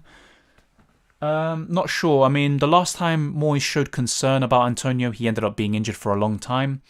Let's wait and see. I don't think he's going to play in the FA Cup. I think he'll be rested, wrapped in cotton wool. Will he play against Sheffield? I'm not sure. The only thing I hope for is that if he doesn't play, he doesn't come on at all. Unless, obviously, he makes an impact, then I don't mind. Yeah, it would be a bit frustrating if he came on for a one-pointer and then Son and Bamford haul. But we'll have to wait and see. Also, some Pep said Ederson on pens again after saying it last year. He could be, to be honest. With the amount of penalties that City missed, I think they missed something like 6 or 7 out of their last 17 penalties, which is awful. So yeah, it's a very, very big possibility. Do you think Salah will do well versus Leicester? I couldn't say with confidence, but I think he can. I'm not going to completely overwrite Salah. I still think he's a better option than Son against City, for example, or Bamford against Arsenal. But I'm not completely confident in him. It ultimately depends if the Liverpool centre-backs, the ones they sign, come in and Henderson gets pushed into midfield. I think, that's going to be very important to how Salah does. Shall I get Lowton in for Ogbonna? Tough one. If you've already got Pope, then no, I wouldn't do it. Or if you've got Burnley cover in general. But otherwise, yeah, maybe that looks like a good move. Who will take penalties for City from now on? I mean, I'm sorry, I'm not Pep Guardiola, but I do think it'll be either Ederson or Gundogan still. Who will you captain next week? I mean, as you can see on screen right now, my plan at the moment is to captain Gundogan, but it could be Bruno. it could be someone else. But at the moment, I've got it on Gundogan. I will give it more thought, and hopefully I get it right this time. Chilwell to Luton, thoughts? Yeah, I probably would. Chilwell's going to be rotated from time to time. Alonso is probably slightly more first choice, so yeah, I'd probably do that. Ogbonna to Luton, yeah, already said that, and no need to spam the chat. Do you think that taking a -4 for the best captain option is a good strategy? If it pays off, if they get the points, then yeah. But overall, just thinking of it logically, not just looking at it on a results, basis, it's, a good way of thinking about it. If it's a double game week, and also for a captaincy option, a -4 is obviously, it makes sense. It's not completely out of the blue or irrational. So yeah, there's nothing wrong with that. Justin, to me, I wouldn't get rid of James Justin, no chance. I know he's got a tough fixture. I would not get rid of James Justin. Oh, that's a horrible news. Payet was involved in a car crash and is reportedly in a coma. Prayers with him and his family. Wow, damn. I didn't even hear anything about that. I mean, there always seems to be some news now whenever I'm going live. The other day as well. Yeah, hopefully he gets well soon. He was a great player when he was at West Ham and even for France. Rafinha for Soucek or Maddison? Probably for Soucek, but never rule out Soucek. Who is your other captain? Bruno Fernandes. He's my vice right now, but I already said it could be a City defender, although that's not likely. Nick Pope and Calvert-Lewin. Those are the only people I'm considering for captaincy, and to be honest, at the moment, Gundogan or Bruno will most likely be my captain. Shall I keep Saka? If you don't have Gundogan, just get Gundogan now and get rid of Saka. But Saka's still at his price, still one of the best. But because Arsenal have dipped a bit recently, I'd say in terms of around his price, I think Gundogan, Rafinha and Soucek are the top three, and Saka's just, behind in fourth. Welcome FPL Penguin, thank you for joining. Would you do Edison or Cancelo out to get Sterling for a -4, or because I already got free City? I mean, Edison might be on penalties, but probably him. I mean, Cancelo's got too much attacking potential overall if you really want Sterling. But to be honest, for a -4, I know you might be captaining him, or you will captain him and all of that, but I'm not sure. I mean, Edison and Cancelo can do really well. Soucek this week, is he worth it over Grealish? I think Grealish is a better option overall, and Grealish is less likely to be on your bench. Soucek you might bench for his hauls, which is very frustrating. So I prefer Grealish overall. Better fixtures as well. Soucek this week, is he worth it over Grealish? Oh yeah, I already said that. Out of interest, if you had to bench one out of Salah, probably not. Bamford, Grealish, Creswell, and Anguissa. Who would it be? Anguissa, definitely. If not, Bamford. DCL or Gundogan for this week? Gundogan. Looks like Game Week 29 will carry only one game of Leeds versus Fulham. If this happens, will this game come forward to Game Week 27 and there'll be no blanks in Game Week 29? No, the game will still take place in Game Week 29, but it's very unlikely it's going to be one game. I'm pretty sure there's going to be a minimum of 2 or 3 and maybe a maximum of 5 or 6 games in Game Week 29. But we'll have to wait and see what happens in the FA Cup first before we, say things, concretely. So we'll have to wait and see. Johnston plus Lookman to Pope and Gundogan. Yeah, I love those moves, Andre. I'd definitely make them. Do I play Son versus Man City or Maddison versus Liverpool? Great question. Son has a great record against City, so obviously that makes me a bit tentative to bench him. I'd probably just about go for Son, but I don't really see too many points for either of them, but who knows? Famous last words, probably. Cavani over Antonio this game week? Not for me. If you have Antonio, I'd definitely keep him this week, but going forward, with Game Week 25, with Bamford having a double, in Game Week 26, Watkins might have a double. I'd probably just go for them instead.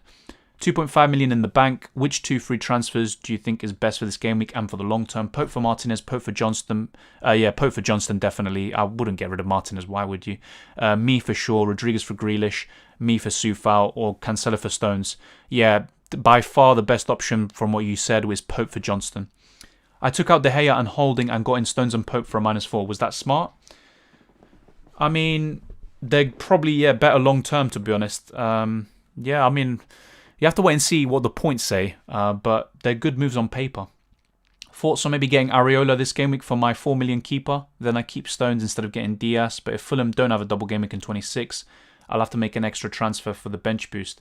Yeah, I get what you mean. I'd probably just go for Pope, I guess, if you can. Obviously, you probably can't afford it. I don't know about Areola. I mean, at his price, he's one of the better options, but just not sure about him. Seriously, Edison can take penalties. I mean, that's what Pep said. Apparently, he's really good at them. Obviously, it's going to be a bit, weird if he misses it and then he has to rush back into his goal. That'll be pretty funny to see, but I don't think City will suffer too much. Who should I bench? Son or Bamford? Probably Bamford, but there's not much to split them. Rafinha for Soucek or Maddison? For Soucek, and I've already answered this before. Who should I captain? Bruno, Pope, DCL or Gundogan? Out of those four, I'd say Gundogan or Bruno, but Pope and DCL can do extremely well, no doubt about it. Who do I get in for Zaha? Thinking Maddison. Who do I get in for Zaha? Yeah, Maddison's a good option. Barnes, although for this game week, not ideal. You know, it's still a tough fixture. Gundogan, Bruno, Grealish, Rafinha. Rafinha is very good for game week 25, I think. Do you think Cancelo will play both games? I'm not sure, but what I'm saying is from Cancelo and Stones, I think one of them will be benched for at least, one game. Who will it be? I'm not sure. I don't know if it's going to be Cancelo. Depends on how Walker and Zinchenko are as well. Aguero reportedly back. Yeah, and that is going to make things interesting. How will that affect Gundogan and the other FPL assets? We've got to wait and see. Soucek red card overturned. He might be on form. Yeah, I mean, I wouldn't get rid of Soucek this game week, with Sheffield. But going forward, probably would get rid for Rafinha or Gundogan. I'm definitely bringing in Gundogan this week.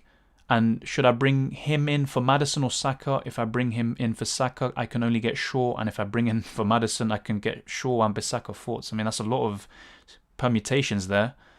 I'm going to get Shaw. I mean, it doesn't matter. There's not much difference between Shaw and Wan-Bissaka. The only reason I went for Wan-Bissaka is because I have the funds. I think he's more nailed. He's got no competition. And he's less likely to get injured. But Shaw is offensively better than Wan-Bissaka, way better, and to be honest, probably the better player in real life. But yeah, it doesn't really matter, I think. Soucek or Maddison? Maddison, I think, going forward. Another option for keepers? Well, Pope, Martinez, Sanchez, as I always mention. I keep banging on about him, but he's a very good one. And Edison, if you want, especially if he's on penalties. McCarthy to Pope. Rotate with Martinez. Or Sufal to Lowton. McCarthy to Pope, I think. Although he's got game week 25... I mean, that's the thing. I mean, if you want to just maximize 24-25, you back Southampton to be decent, then just go for Sufal to Lowton. But I personally prefer McCarthy to Pope. Shall I transfer out Watkins? No, not for me, because decent fixtures and double game week 26, most likely going to have two very good fixtures. So yeah, I wouldn't get rid of him in my opinion. Which chips do you have remaining and what's your plan like so far? I've only used the free hit. Everything else is available. My wildcard, my free hit, my bench boost, my triple captain. My plan is to bench boost in 26, to use the triple captain in a smaller double game week, and to wildcard either before game week 26, around 25, or after 29. So that's literally just my plan. Keeping it fairly simple. The only kind of doubt is whether I wildcard in 25 or after, and that ultimately depends on what happens in the FA Cup. Do I have enough players for 26 that I'm happy with? And depending on what happens, I will make my decision from there. I don't own either Gundogan or DCL. Do you think I definitely need them both in this double game week? I wouldn't say definitely, especially with Calvert-Lewin. However, I would try to have at least one of them if possible. And if you already have Sterling, doesn't matter if you don't have Gundogan, in my opinion. From Everton, Calvert-Lewin's the only logical choice, in my opinion. But yeah. Aren't you worried your Man City players won't play both games? Yeah, I've been asked this before. I mean, I think one of them's going to be benched between Stones and Cancelo. Even Gundogan could. He could get a break or something. But then again, they've got a bit of a rest here. They might rotate for the FA Cup. So maybe they'll be fit and raring to go for both games. We'll have to wait and see. There's nothing I can really do. I'm not going to take a -4 to get Diaz or Sterling or Edison or whatever. I'm not going to do that, in my opinion. Shaw versus West Brom or Creswell versus Sheffield? That's a tough one. I'd probably go for Creswell, but not much to split them. Both very good options. Is it time to bring in Minamino now? Maybe good for a double game week also next time. I'd wait with him. And to be honest, if you don't have Rafinha, I think he's the better option for the game week 25. But that's just the way I see it. And remember, one of the fixtures for Southampton is Chelsea. That's not good in my opinion, not at all. A -4 for Pope over De Gea, worth it?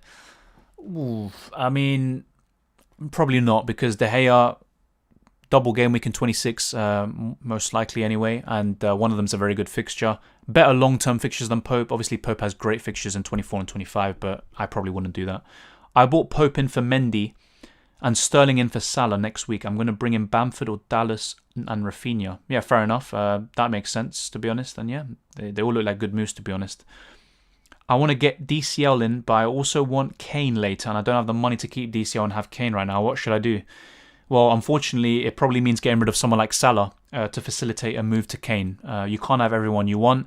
And just think about it. Maybe you could just have Calvert-Lewin now and get rid of him for Kane, because it's very unlikely that Everton will have a double game week in 26. Whereas with Spurs, it's very likely. And Kane's going to be a far better option probably from then for the rest of the season than Calvert-Lewin. But obviously, ideally, you'd want to probably keep him. I think Calvert-Lewin has some good fixtures coming up after game week 26. I'm expecting a haul from Eze today. He was my captain until I knew Kane was starting and gave it to Son. Eze, wow, you were going to captain him. That's fair enough. I like him as a player. I just would never captain him. But maybe he'll do well. Maybe he'll outperform Son and you'll regret not captaining him in the end. Should I take out De Gea for Pope on a -4? Not for me. Yeah. I think someone else already asked that. And yeah, same thing. I wouldn't do it. Any comments on Soufal? I might be holding him for this week, but going forward, I mean, Justin's definitely coming in for Mitchell. But for Soufal, I'm thinking of a lot of things. I could get Dallas for 25, and I probably want to look elsewhere. I don't see many clean sheets over the next 5-6 game weeks after Sheffield for West Ham. I may use the free transfers to do Stones to Diaz, then for hopefully more security starts. Yeah, can't afford Pope, have Lowton though. We'll look towards a double game week. Goalie closer to 26. Yeah, that looks really good, to be honest. If you already have Lowton, there's no real need to get Pope. Yeah, that looks pretty good, to be honest. I like that. What happens to Soucek's points? He won't get those points back. I'm telling you, he's on 0 and that's it. And actually, I have a mate who captained him. Very unfortunate. And it's just a poor decision in the end. It's never a red. Maybe MacDean has Fantasy Premier League. Maybe he was facing someone with Soucek. Maybe he had a bet on. I don't know, but it was just a poor decision. I want to get DCL in just now, but out of Watkins, Bamford and Antonio, I don't know who to sell. As Antonio has an amazing fixture, same as Watkins, as well as him having the double, and Bamford is great. Well, Bamford has a double in 25, decent long-term fixtures. Watkins has great long-term fixtures. And Antonio has one great fixture, but after that, very tough one. So probably I'd get rid of Antonio out of those three. Although, obviously, if all of them had the same amount of fixtures or level of fixtures, Antonio would be, above the list than Watkins. How are the double games organised in Game Week 26? Eliminate or qualified teams in the FA Cup. So, just to sum it up, whatever happens in the FA Cup will impact Game Week 29. So, the ones that go through, the teams that go through in in the FA Cup this week, they are going to blank in Game Week 29. And that fixture can be moved to Game Week 26. And that obviously forms a double game week for that team. So, that's the way it works. The teams that win this week in the FA Cup will blank in 29 and have a double in 26, unless, some other stuff happens. Ings to Watkins. I mean, Ings does have a double game week, but I probably prefer Watkins overall. So what you could do is probably wait until after game week 25 and then do that move and look to make other moves elsewhere. Who should I switch in for Wilson? I'm thinking about DCL and Kane. Yeah, I mean, I've been mentioning the same strikers all the time now. So obviously Antonio, I've been talking about him since Game Week 19 up until now. He's probably been the best striker in the game. But right now, Calvert-Lewin because of double Game Week 24, Bamford for Game Week 25, Watkins for Game Week 26, and Kane. Those are the 4 best strikers, in my opinion, you can get right now. Looking a bit further ahead. Obviously, looking at this game week specifically, Antonio is probably better than a few of them. Do I leave Justin on the bench against Liverpool? It depends who you leave him on the bench for, but that's perfectly reasonable. If he hauls, there's not much you can do. Who would have thought that the forwards would pose a problem? Yeah, exactly. I mean, this season is just completely unpredictable. Very tough to predict. -4 for Ben Mee over Maguire? No, not for me. I mean, if Maguire had Chelsea or something or a really tough fixture, then yeah. But no, I wouldn't take a -4 for that. Take -4 for Gundogan from Lookman and Soufal to Dunn. Dunn's most likely not going to play, so no. But I would do Lookman to Gundogan, but I wouldn't do Soufal to Dunn. That's very unlikely they will play. Double City defense or double City attack is better. I already said this before, so in my opinion, double City defense, but there's no right answer because double City attack might outperform the double defense in one week, and then the next is the other way around. So it's ultimately up to you. Do you think City are going to keep keeping clean sheets, or are they just going to score a bucket load of goals like they did yesterday? It's a tough one, but I prefer double City defence still. I think Diaz, Cancelo and Gundogan are my favourites. But there's Stones, there's Sterling, there's other options, even Edison now, especially if he's on penalties. I brought in Sergio Aguero and Mane and Van Dijk. When I did, I said -12. What does that mean? If it said -12, that means you've taken a -12 hit. So you've lost 12 points because you've made extra transfers on top of what your free transfers were. But why would you bring in Aguero, Mane and Van Dijk? I mean, Mane's out of form, Van Dijk's injured, and Aguero is hit and miss. Probably not going to start. I don't know. Do I get rid of Digne and McCarthy for Pope and another cheap defender for long term? I wouldn't get rid of Digne this week. He's got 2 games in 24. One of them's a favourable fixture. So I wouldn't do that this week. Going forward, I probably would. And Calvert-Lewin's the only one worth keeping, in my opinion. Yeah. Is it worth to take a -4 to get Diaz in for Rudiger? Because he has a double, because Diaz is Diaz and City are City, I would say it is worth it. Even if it doesn't pay off this week, it will down the line, definitely, no doubt about it. Should I keep Keane in place of DCL for Everton assets? DCL is my top Everton pick. Keane, nah. I know he got an assist for Calvert-Lewin's equaliser, but no, not for me. DCL is the best one. Oh no, reports in that Gundogan has pulled his hammer in training and will be out for 2-4 weeks. Yeah, that must be a lie or a joke. Would you get rid of a West Ham defender when the fixtures turn, and who would you replace him with? Justin, maybe?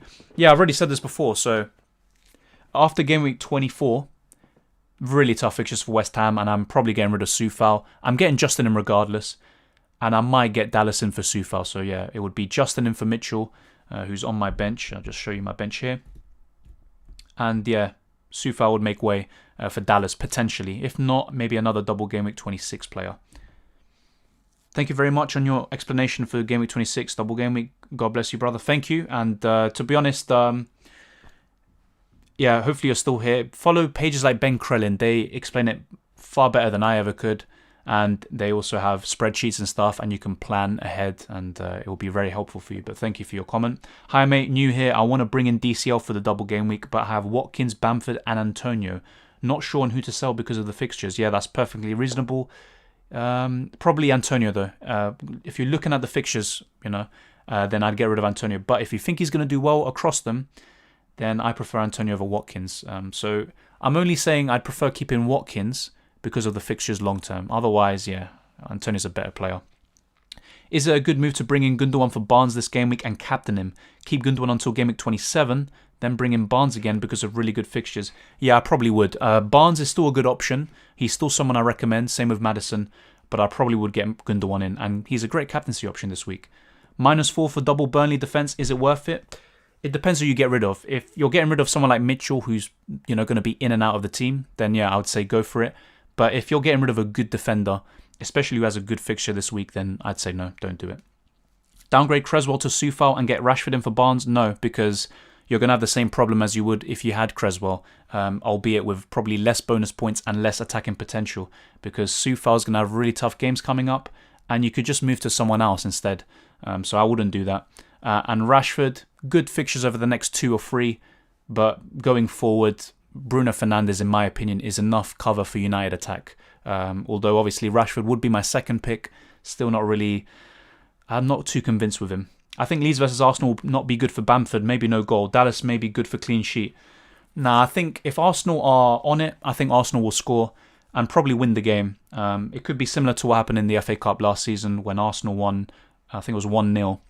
Leeds dominated the first half, should have scored. Bamford hit the crossbar. They had so many chances to score. And then Arsenal second half were the better team and they won the game. It could be quite a close one. But yeah, anything can happen there. Dallas, Bamford could do something. But I don't think Leeds will keep a clean sheet. If they do, then Arsenal's attack is really poor. -4 for DCL or keep Wilson. Because DCL has good fixtures going forward, then that's something worth considering. However, I don't know. I'd probably do it, but yeah, with Wilson, who knows? Why Gundogan captain over DCL? Because Calvert-Lewin has Man City, and he might get something there, but it's very unlikely. I mean, Man City have got 6 clean sheets out of the last 7 games, and we could do this all night. If you talk about the last 15 games, they've got 13 clean sheets. So I'm not so sure about that.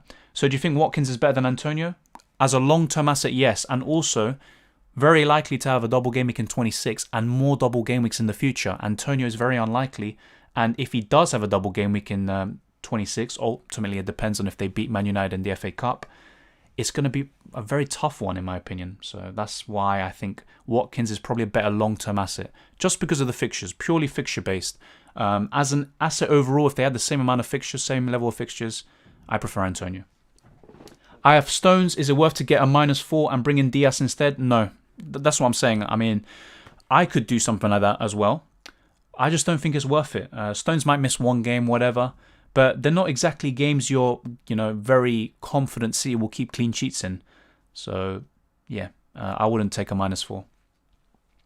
Look it up then. Gundogan injured Man City Daily Post as a source. I'll check out probably later, unless I can check it out quickly now. But, yeah, hopefully it's just one of those rumours.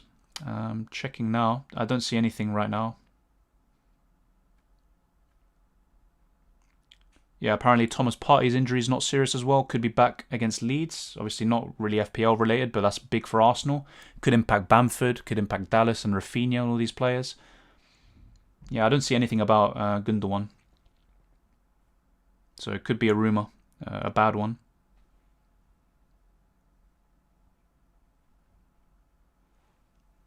I have 2 free transfers.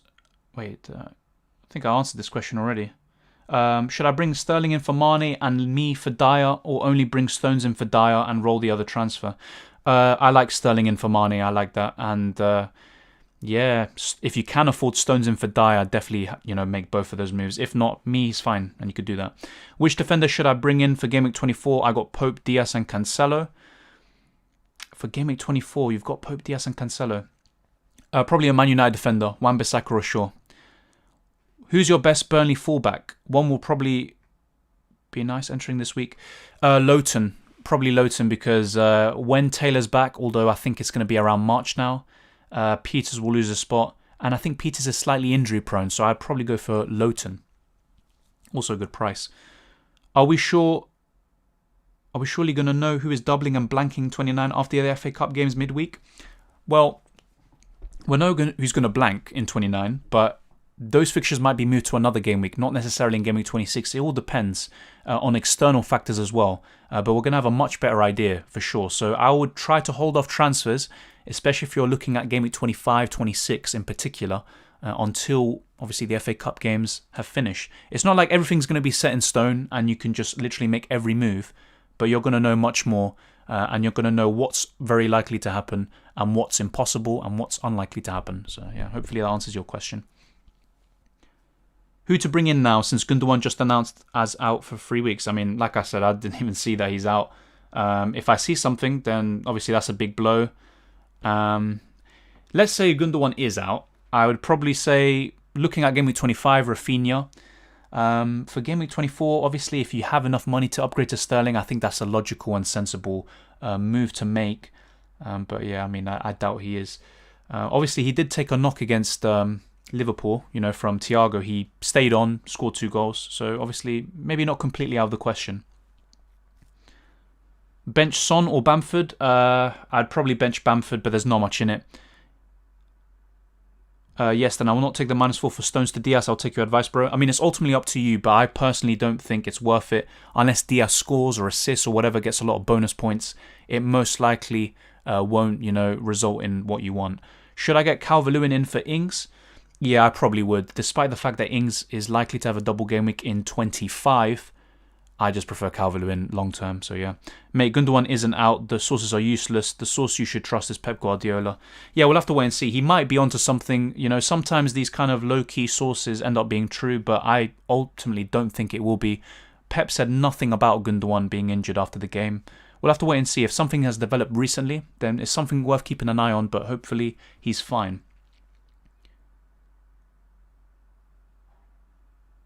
I don't know what this guy's on about. Anyways. Yeah. Will sell Mane or Barnes for Rafinha for this game week? To be honest, I'd probably say Mane. He's decent against Leicester most of the time. But because of how much he costs, I just prefer Barnes out of the two. And yeah, instead of Mane, even Salah's still a better option. Bruno Fernandes, Grealish, Gundogan, Sterling. Yeah, I think they're all better options. Rafinha's very good for 25. However, I wouldn't get Rafinha in now. I would get him in for 25 if possible. Antonio to Adams for Game Week 25. It's worth considering. So let's see how Southampton play in Game Week 24, and then you can make that move. But I don't like what I'm seeing from Southampton. Minamino's obviously a good player, scored a great goal against Newcastle, but I'm not too sure about Adams and Ings at the moment. I'm not sure about any of Southampton's FPL assets right now. Thank you, EMU. Last time I checked, you're not running an FPL channel helping people. You're not running an FPL channel. Free hit next game week. Nah, not for me. Ultimately, it's team dependent, but with a free hit, I keep saying this, in my opinion, if I had it, I would be targeting Game Week 33, because it's very likely that a lot of big teams and big hitters that were going to have popular FPL assets are going to blank, so you can look elsewhere, and with a free hit, you can be aggressive. If not, Game Week 29, if you want to cover that, and you don't really want to think about it too much, and you can build towards other game weeks. But yeah, I wouldn't free hit next game week, but that's me personally. Zaha out, McNeil in for this game week, and bench Justin. I get the logic, because it's a double game week. However, I probably wouldn't, but yeah, I get the logic completely. Pick one to start amongst Bamford versus Arsenal, Maddison versus Liverpool, and Che Adams versus Wolves. I don't know, that's a tough one. I expect all of them to blank, however, you never know what could happen. Maybe Bamford, but that's a tough one. DCL triple captain, no. And the main reason is because Man City at home, I don't really see a high ceiling there. So most of the points would have to come from Fulham. There might be better assets worth considering for the triple captaincy after. Thank you, MNU Samuel Dorry. I think he was just trolling anyway. First meeting between Leeds versus Arsenal is 0-0. Plus Arsenal attack is really poor right now, unless they use Odegaard. It's possible. He looked lively when he came on, although he should have done better with some chances. I'm not sure. I mean, yeah, in the Premier League it was 0-0, and then last year was 1-0 to Arsenal. I'm not sure. It ultimately depends on which Arsenal turns up. Maybe the same thing with Leeds, but they tend to struggle against the bigger sides away from home. Obviously, Arsenal don't really have the same quality as some of the other teams that have battered Leeds, but we'll have to wait and see. Maybe you're right. Dallas could keep a clean sheet, but I wouldn't count on it. With Dallas, I'd mainly be relying on attacking returns. Shall I take a free hit next game week or save the chip? As I said before, I probably would save it, but it's up to you. I don't know your team, so I couldn't just tell you definitively if you should or not. If you think you need to, then go for it. You don't need me to tell you that. All I'm doing is bringing into attention Game Week 33. That could be very good for free hitting in, and if not, Game Week 29.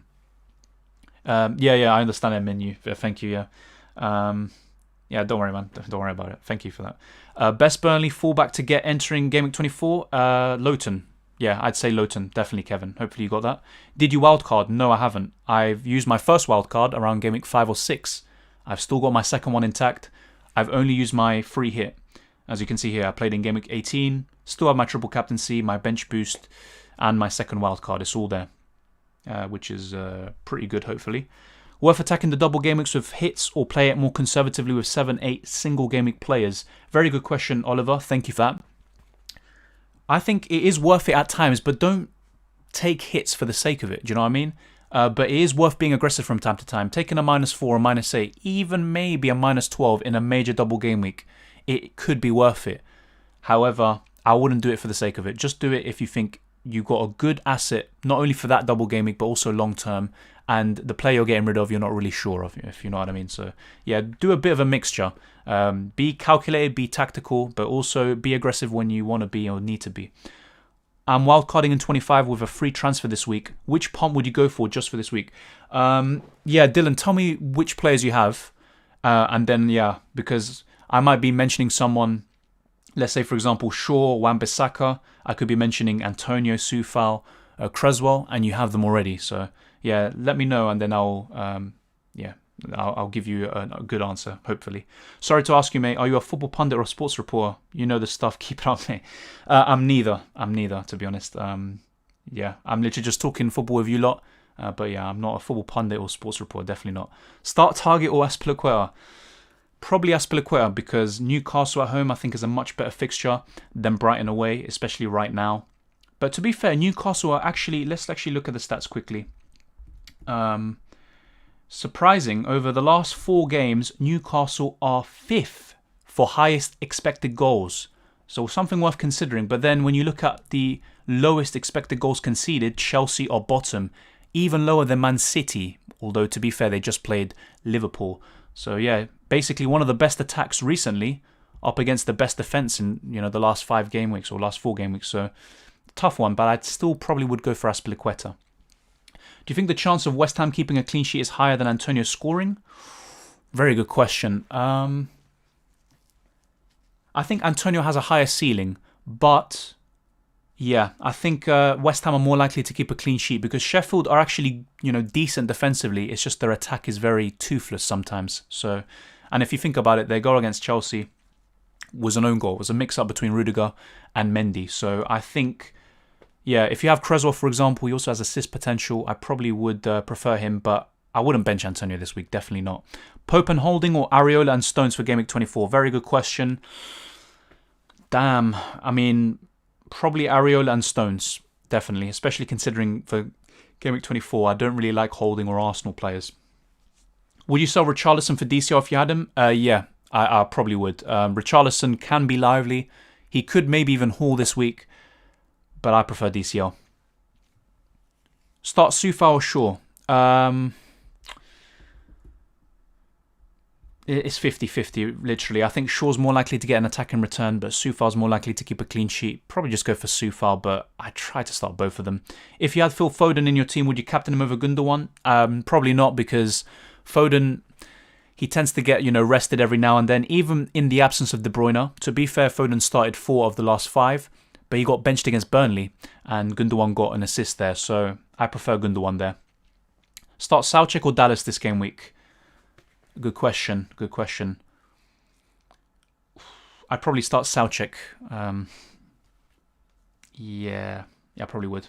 Captain Pope or Gundogan? For me, Gundogan, but Pope is someone worth considering. I might actually be tempted into doing it, but yeah, I probably would go for Gundogan. Best defender for just Game Week 24, apart from City and United, as I already have 3. Okay. Well, just for this game week, Cresswell, I think, but after that, I wouldn't want to have him. So if you want a 1-week punt, I think Cresswell or Soufal are some of the best options you can go for. And yeah, if not, Ben Mee or Lowton, just because of the double game week. 2 good fixtures as well. The players I have are Pope. Okay, yeah. So this was the question. Let me just go a bit further. So you were asking for a free transfer, a 1-week punt for game week 24. Okay. So your team is Pope, Diaz, Alonso, Stones, Bruno, Gundogan, Lookman, Salah, Bamford, Watkins, Antonio Martinez, Grealish, Soufal, Justin. Okay. 1-week punt. Let me see. I'm trying to think of the players you don't have. So let's look at the fixtures. Maybe that'll help me. Leicester, Liverpool, not really interested in those players there. Yeah, Chelsea, you've got Alonso cover. Just have to hope he starts. You've got Bruno. Yeah, you've got Salah. Wait, do you have Triple City? Diaz, Gundogan, and Stones. Yeah, you've got Triple City. Yeah, sorry for the delay. I'm trying to think of something for you because you've got a lot of the players I would want. To be honest. Damn, that's really tough. Awkward silence. Awkward silence. I'm trying to think. A 1-week punt. Damn. I mean, you're wildcarding anyway, to be fair. Palace, Burnley. I don't know, man. This is tough. You've already got most of them. You got Antonio against Sheffield.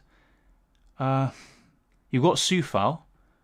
Obviously, my ideal West Ham defender, I guess, would be Cresswell. You could maybe do Soufal to Cresswell, but that could backfire. Soufal could do worse. So, literally, you've got Grealish, and you're probably benching him. Martinez as well on the bench. Justin, he's useless this week, but you're wildcarding anyway. It doesn't matter. The only thing is if you lose value if you get rid of him now. Yeah, I mean, maybe get rid of Salah. I would say for Sterling, but you've already got Triple City defence, or Triple City, should I say. So I'm not sure, to be honest. I wish I had a better answer for you there. Maybe Rashford. I guess so. Maybe Salah to Rashford because it's West Brom away. That's the only thing I could really think of. I'm mainly basing it off the fixture. You're looking at a 1 week punt, and obviously the difficulty of the fixture, how bad West Brom are. That's probably the one I'd go for. But Rashford, I've already said before, is a bit hot and cold, so you just have to hope that the rub of the green is on your side there. Hey mate, does it make sense to take a -4 for Sterling, in for Salah, and Reece James in for Stones? I already have 3 City players, Gundogan, Stones and Cancelo. My issue is I was planning for Kane in Game Week 26. Not sure about Reece James. I get it. Sterling is good. Great captaincy option. Good going forward. Not sure about that though. I'd probably say Rudiger instead of Reece James because Reece James could rotate with Callum Hudson-Odoi. Yeah, I'd probably go for Rudiger instead. Although the ceiling isn't as high. That's the problem with him. I think Chelsea got clean sheet versus Newcastle, or will get one, because Callum Wilson may be absent. Yeah, fair enough. That's true. Chelsea look good for the next few. It's just Game Week 26. If they do have a double, it doesn't look good. It really doesn't. I think they would have Man United and Liverpool if, obviously, results go in a certain way. Do you think Pep will rotate so there's a risk of playing 2-seat defenders? I already said this. I think there's a chance Cancelo or Stones gets benched for one of the games. It ultimately depends how Pep wants to sell tactically. But I think the Tottenham game is going to be very important, and Pep has struggled against them recently. Mourinho's got the better of him. I think he'll play both of them unless, I don't know, Laporte looks really good in training. But I think Stones and Cancelo form part of City's best team right now. Should I take a -4 hit to bring in Lookman in for Soucek, then bring Rafinha in for Lookman with my free transfer ahead of double Game Week 25? Yeah, I get it, because Lookman has a double game week. You know what? It makes sense on paper. I definitely get in Rafinha. However, I'll be honest, I'm not sure about Lookman in for Soucek, but maybe it'll work out. But then again, Soucek could get a goal or something against Sheffield, the perfect response to his red card. But yeah, Rafinha, definitely get him in. Not sure about the first move. Mitchell to Peters and Salah to Sterling for a -4. Yeah, it makes sense. I'd probably go for it. But then again, Peters I don't like long term, but could be good for 25 also. So yeah, I'd go for it. Should I play Soucek or Soufal this week? I'd probably go for Soufal, but just bear in mind if you bench Soucek, there's a high chance that he does something. You know how the guy is. Is it good to start Barnes against Burnley? Start Barnes for Burnley, shall I say? Yeah, probably. He's going to start these games, especially if Chris Wood is out for a long time. So yeah, I'd probably go for it. I wouldn't get rid of him if you have him. I wouldn't be bringing him in if I didn't have him. So yeah, I'd start him. How many double game week players is ideal? At least 4, I'd say, is ideal. I wouldn't be too wrapped up into it because I already said this before. Triple City, you'd want to have 1 Burnley defender of some capacity and Calvert-Lewin. Apart from that, not too interested in Fulham. And yeah, you look across those teams, just not really interested. So I think, 4-5 is the ideal one. If you have more, that's a bonus. But then again, ultimately, they have to get the points in order for it to be worth it. Because then in Game Week 25, you probably want to get some Leeds players in. In 26, you want to get some double Game Week players in. And some of these teams from 24 aren't going to have a double in 26. So just worth considering.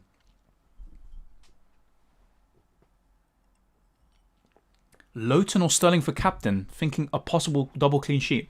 Well, back you got with that one, but I think Lowton's ceiling is much lower. If it was Pope, that's a better argument or a better comparison or debate. I think Sterling is the clear winner, but go with your gut. Don't let me tell you what to say or what to do. Do you think I should start Lingard or Target? Not sure whether a clean sheet or Lingard attack and return is more likely. Yeah, I get your conundrum there. I'd probably start Target, but Lingard, I'm not sure. I'll be honest, I'm not hating on him, but both of his goals against Villa were pretty much avoidable. There were mistakes by Martinez. They weren't particularly great shots. I probably prefer Target. Also can get an assist and he can get bonus points. So I'd probably go for him, even though Brighton is a tough game. Bench Salah, Watkins, or Rafinha. Thinking Rafinha at the moment, but we'll have to see how he does against Arsenal tonight. Yeah, we'll have to wait and see for the Palace game, see how Rafinha is. If he's looking really lively, if Leeds are looking really good, then maybe you'd want to start him. But yeah, I agree with you. I probably would bench Rafinha at the moment. I'd definitely start Watkins and Salah.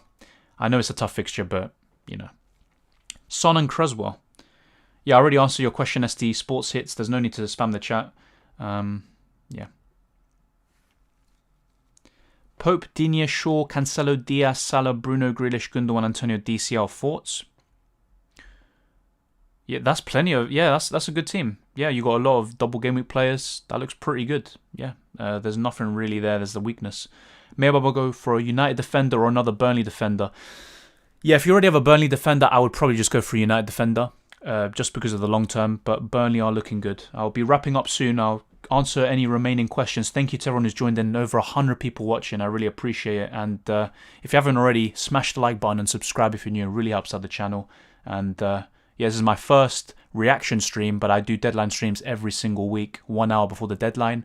If any of you play UCL Fantasy, I will be doing videos for that too, including previews, team selection, also chip strategies, which I do in FPL too. But thank you for joining in. Sorry, I meant Son or Creswell. Yeah, my bad. I probably should have read that. I'd play Creswell this week.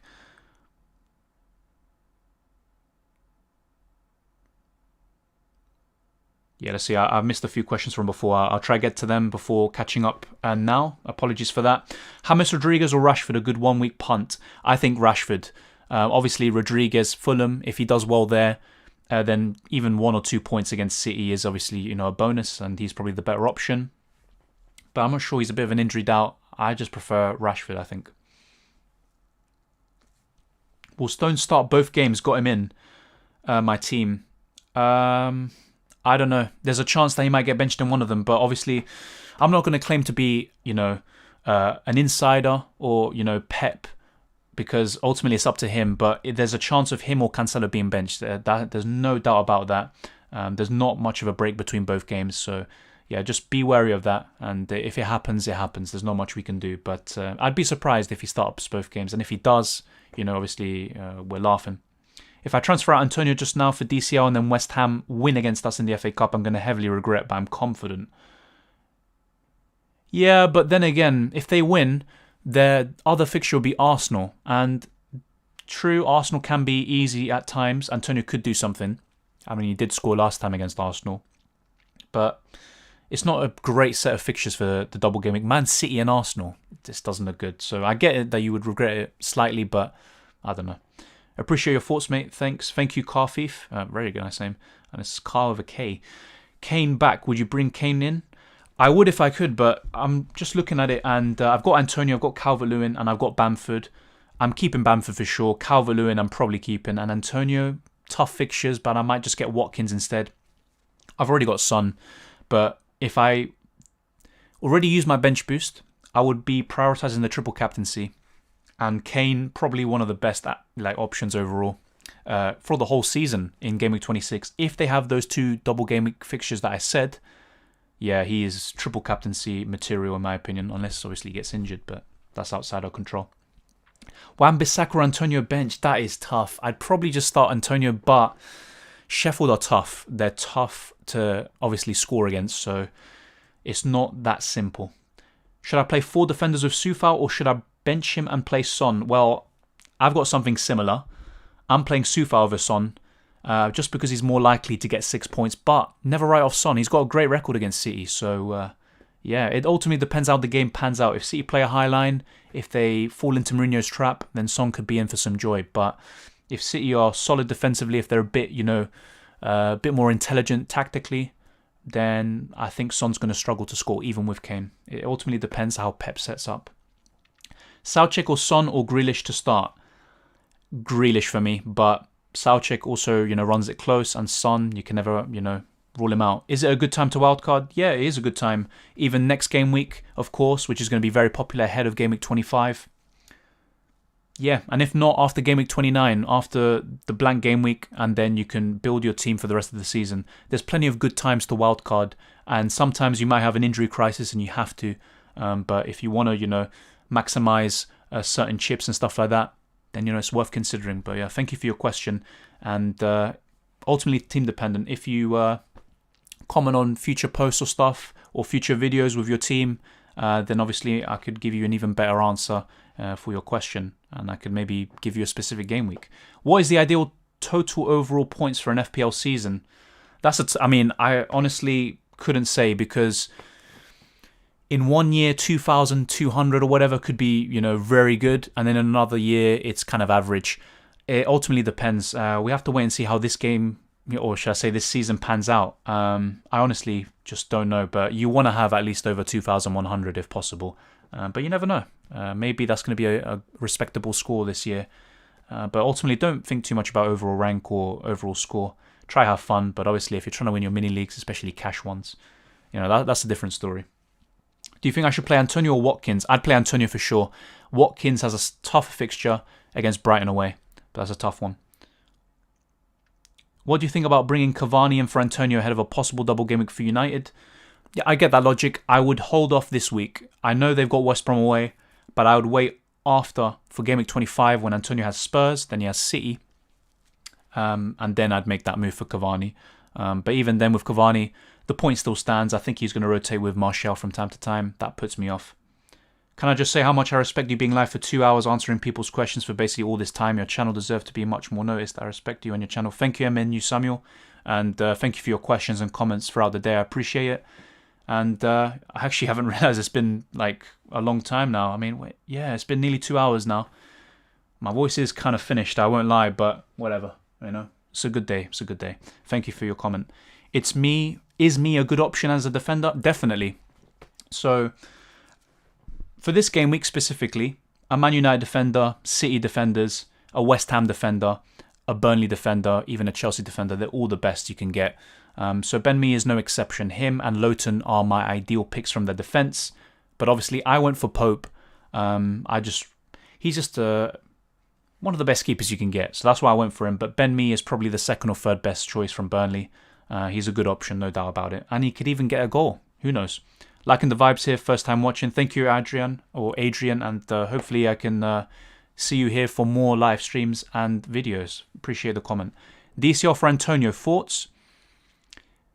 I probably would do that move. I probably would. Although, obviously, I'm reluctant to say it. Antonio can still do well across the tougher fixtures after this, but I think Calvert-Lewin might be better over the next few. Good replacements for Saka. Got Gundogan, Saka, Rafinha. So you've already got Gundogan and Rafinha, who are similar priced, and I think they're better. Soucek, with the fixtures turning, not so sure.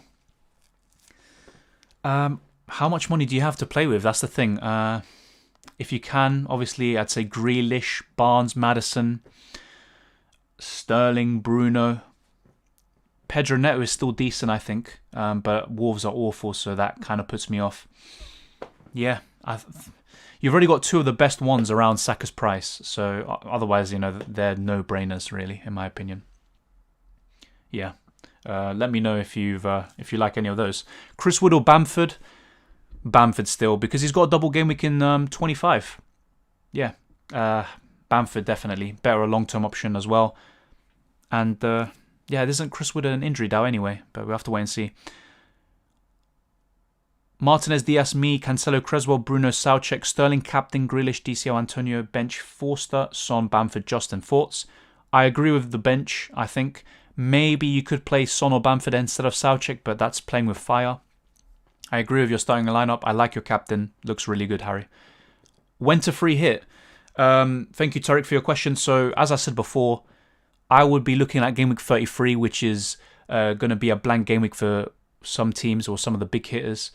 Or if not, you could maybe go for one of the double game weeks, smaller double game weeks, and you could really be aggressive.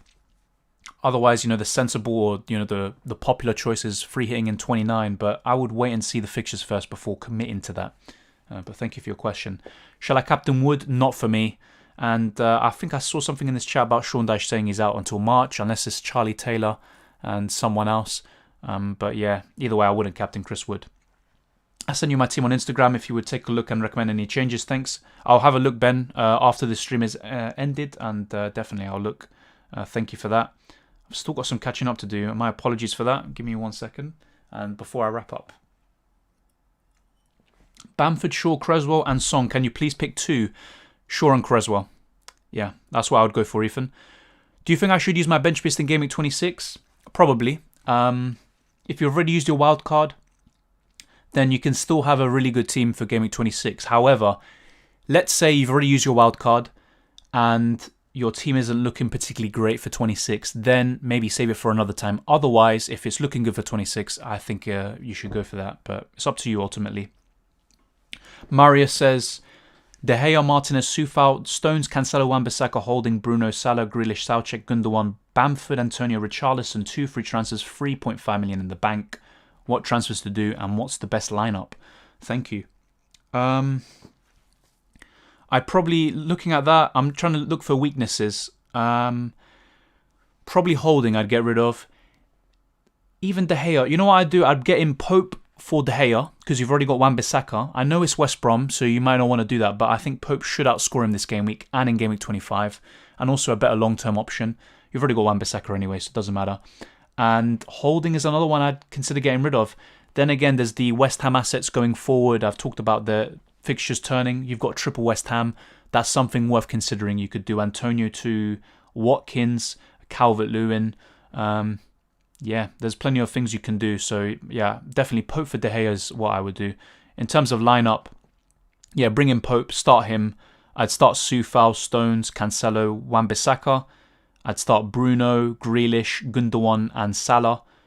And I'd play Antonio and Richarlison. Yeah, hopefully that answers your question, Marius. Hey, bro, when is the double Game Week 26 fixtures released? By Game Week 25, we should know officially what they are. But we're going to have a much better idea after the FA Cup fixtures this week. Yeah, hopefully that answers your question. All right, mate, might throw triple captaincy on Mitrovic as a differential. Wow, yeah, that's a big differential. If it works, then obviously that's something to tell your grandchildren or something. But yeah, good luck with that. Dallas or second Burnley defender? Probably Dallas, because, yeah, you cover 2 game weeks in that way. And yeah, having 1 Burnley defender is enough. 2 is a bonus. That's the way I see it. And Dallas has more attacking threat. Hey, mate, you may have answered this already, but who would you captain? This game week, Sterling, Gundogan, Bruno Fernandes, a City defender, Calvert-Lewin and Pope. Those are the ones I'm looking at, not considering anyone else. But yeah, those are the best captaincy options this week, I think. Is Pope really that good or Areola? The thing with Pope is if Burnley keep a clean sheet, Pope is very likely to get bonus points. He makes a lot of saves and he just gets so many points. I mean, him and Martinez are the standout keepers this season. Pope was so good last year. I remember having him when he was 4.5 million. He was exceptional. Yeah, I think he's really that good. And also, Burnley are a better defence than Fulham. Although, let's look at the stats here for a second. Let's look at expected goals conceded. Unfortunately, Burnley are 4th bottom in terms of, the best defences. So they have the 4th worst defence over the last 4 game weeks. But then again, you look at just game week 23 and Burnley had the lowest XGC of any team. So, yeah, maybe the luck will come here, but we'll have to wait and see. I really think Pope is that good. Areola is a good choice, but I think Pope is that much better. Do you think Pope in for De Gea and Stones in for Holding was worth the -4, bro? Yeah, because Stones is a much better than Holding, plays for a much better team, much better defence. And if you've already got Wan-Bissaka or Shaw, that's enough for United. And Pope is very good double game week. Same with Stones, so yeah. Who's on your bench, bro? Bamford? Yeah, and look, Heung-min Son. Mitchell don't really care about. Martinez. I mean, yeah, the first 3 you see on the bench, they could easily do really well. Thanks, bro. We'll be back for the next stream. Keep up the good work. Thank you, Gabe. Is Fernandes a good option for captaincy this week, or should I go for a Man City player? He is a good option, no doubt about it. West Brom are so poor defensively, we know this. Bruno got a double-digit haul last time against them, although it was a penalty, which was retaken. However, I think maybe the more, I wouldn't say sensible, but maybe a bit of a safer pick is going for a City player because they've got 2 games as opposed to 1. But I've got my vice captaincy on Bruno, and I think Gundogan, Sterling, Bruno are, in my opinion, the best captaincy options this week. That's just the way I see it.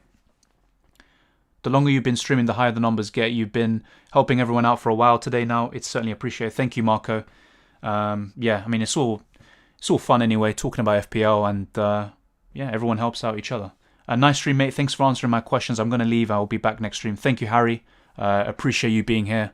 And I hope to see you next. You are goated, by the way, for interacting this much. Nah, not goated, but thank you, everyone who has joined in. Really appreciate it. And yeah, there'll be more of these streams to come. Reaction streams and also just deadline streams and videos. I'll be posting more videos this week for FPL. And maybe UCL Fantasy. We'll have to wait and see. If I give you team code, can you recommend transfers? Sure thing. Send it to my Twitter or Instagram, which I'll put on screen very shortly. And yeah, I can recommend transfers if you want. But ultimately, back your gut, because sometimes I might say something and it could turn out right, but it could also turn out wrong. But yeah, you might have some better ideas than me, but if you want some ideas, I'll be glad to help. Rashford or Son next week? For next game week, definitely Rashford, but never rule out Son. In game week 26, if Kane has a double, do I take Sterling or Salah to free up money for Kane? Probably Salah, in my opinion, especially if you're doing that now. Yeah. New to the channel, just taking everything in. Have a great week, everyone. Thank you, Eddie, and really appreciate it. I hope to see you here more often. Do you reckon Eric Peters starts both games? Yeah, because Charlie Taylor, I think he's out for maybe another month or so. So yeah, I would suspect Eric Peters plays both games. He is a bit injury prone, but yeah. I'm working on constantly missing my turn when my questions are getting answered. Apologies for that. Start 1 amongst Son versus City, Mings versus Brighton, and Soucek versus Sheffield for Game Week 24. Very tough. Probably Mings, but I don't know. Soucek against Sheffield, there's something in my head that's telling me he could do something. I don't know. I mean, Son can do something against City, but because City are that good, Son's ceiling might not be as high as it usually would be against City. I'd probably go for Mings or Soucek. Hello, mate. How are you doing? Very good. Harley, hopefully you're doing very well as well. I have no Man United assets. Should I bring in Bruno or Rashford? Bruno. Bruno. He's so consistent. 9 double-digit hauls out of 22 games, or should I say, yeah, it's 22 now. Yeah, he's just, I think, the obvious choice. Should I take a -8 to get 6 double game week players? It depends who they are. I'd try to stick to a -4 if possible, but you know what? If you're confident about the long-term moves, then yeah, go for it. Soucek or Antonio bench? Oh, no, I'd probably bench Soucek in that case, but that's tough. I wouldn't want to bench any of them. Is DCL worth it without the double game week 26? I think so. He's got the most points of any striker since he has returned from injury, and obviously the last 2 games have helped. He did blank against Newcastle when everyone captained him, and then when people benched him in the next 2, he's done extremely well. But yeah, Calvert-Lewin, still a great choice, I think. Sanchez from Brighton, since they've tightened up the defence? I think so, but as I pointed out earlier, Dylan, the problem with Sanchez and Brighton that we should keep an eye on is that they've had some injuries. I believe Webster has got an injury, and Solly March, who's classed as a midfielder in the game, but he's a defender. He's another injury, so bear that in mind. This ain't a half bad stream, lad. I'll take that as a compliment. Thank you very much, GFT. Gained a subscriber. See you next stream. Thank you, JD. Really appreciate it. You are still streaming, my guy, Yusuf. Yeah, I can't lie. I am pretty much on... My vocal cords are struggling, but yeah, we're still here. Thank you for joining in. Would you play Alonso or a second Burnley defender? Probably a second Burnley defender. But yeah, Alonso can still do well. Obviously, I'd like to play both of them, but probably a second Burnley defender. Is a Burnley defender worth it just for Game Week 24-25? In my opinion, yes, because they're 3 very good fixtures across 2 game weeks.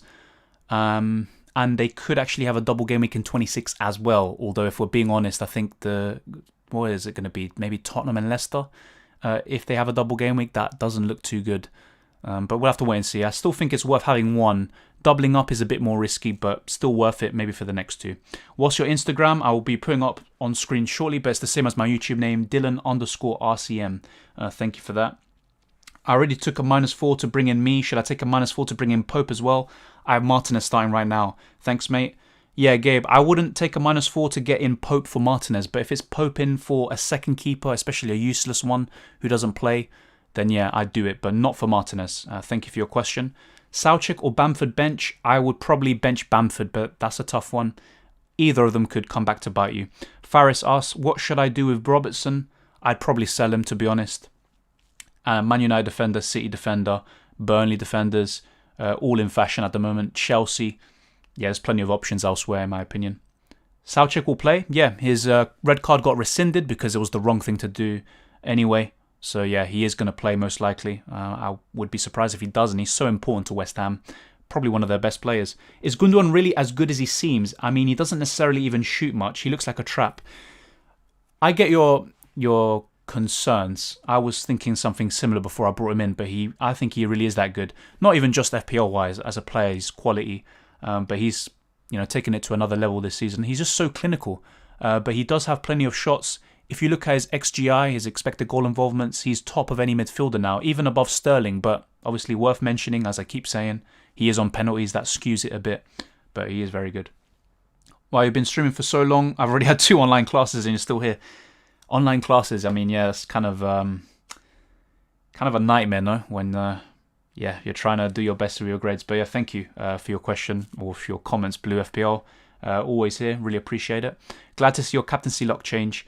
Good luck for this game week, mate. Well, I mean, if we're being honest, it hasn't because I captain Antonio. But this game week, you would think if I captain Gundogan or Bruno, I'll get more than 2 points. But who knows at this point. Thank you for Arnab for joining in. Gabe says, Martinez, Diaz, me, Cancelo, Foden, Fernandes, captain, Son, Saka, Salah, Antonio, DCL, thoughts? I like that team. Saka's the only one I'm a bit iffy about, but the rest looks really good. Start one of Shaw, Son, Bamford for next week. Probably Shaw. Izar, Eru. Who's the best differential? I mean, that's a really open-ended question. Maybe captaining Pope is the best differential you can do, but not sure about that. Luke Shaw is still a differential, you know. I think he's a great one. But, you know, the more he delivers, the more people transfer him in, he no longer becomes a differential. But I'm trying to put in these differentials. So Pope is a bit of a differential. Wan-Bissaka, I'm trying to differentiate myself from the pack because otherwise it's very hard to go up in the rank. Although I did go up a bit this week despite having Calvert-Lewin on my bench. Yeah, plenty of differentials, but don't get them just for the sake of them being a differential. In my Game Week 25, I have no Salah. My players are Son, Kane, Bruno, DCL, Maddison. Fair enough. I probably wouldn't bench Salah for Son or something like that, but yeah. Can you review my team? Sure. Just send your team to my Twitter, Instagram, and I'll look at it after the stream. So thank you everyone who has joined in, and I will still be answering a few more questions so long as my voice allows it. If you haven't already, like the stream and subscribe if you're new around here, and comment, share, all of that good stuff. And follow me on Twitter and Instagram. I am very, very consistent on that, just like I'm on here. And I post regularly about football, about FPL. And very happy for everyone who's joined in. So many people here. Really appreciate over 150. And I'll keep going through your questions. I am a bit behind. And hopefully I can catch up. And to be honest, at the rate it's going, it seems it's going to be going on forever. That's how it seems at the moment. But yeah. Captain Antonio didn't play, Gundogan played, De Gea, not Martinez, and my 2 transfers made 2 points. One of them is Rudiger. That's very unfortunate. Rudiger has these mistakes in him, but he should be nailed. FPL-wise, should get bonus points. He is a very good option. Forget transfers for Game Week 23. Still was the highest point scorer in my league with 73, which is nice. Yeah, that's good. I mean, whenever you get the highest in your mini league, you obviously, you know you're doing something, right? Should I keep Barnes or replace with Grealish or bring Lookman? I'd probably bring in Grealish. I know Lookman has a double game week. I know Barnes is still a good option. I just prefer Grealish. He's very good. Came back to ask, Captain Gundogan or Fernandes, what would you pick? What you pick, I'll choose. Back your gut, mate, with that one.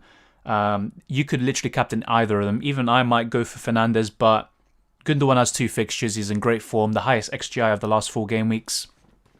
I expect it to continue. The only bad thing with Gundogan is he missed a penalty.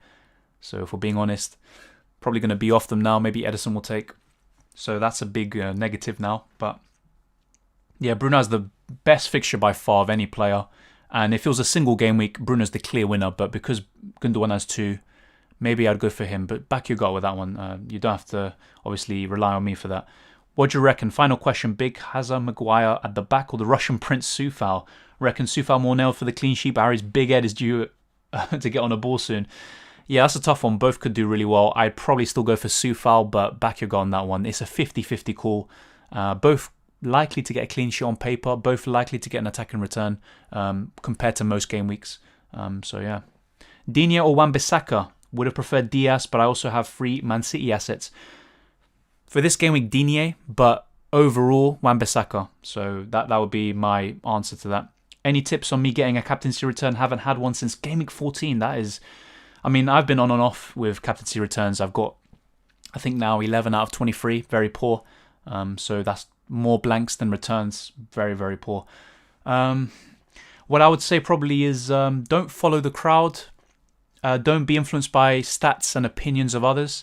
Try to obviously just gather as much information as possible and then just make a guess. It's all about guessing and having a bit of luck on your side. Sometimes it's just like that.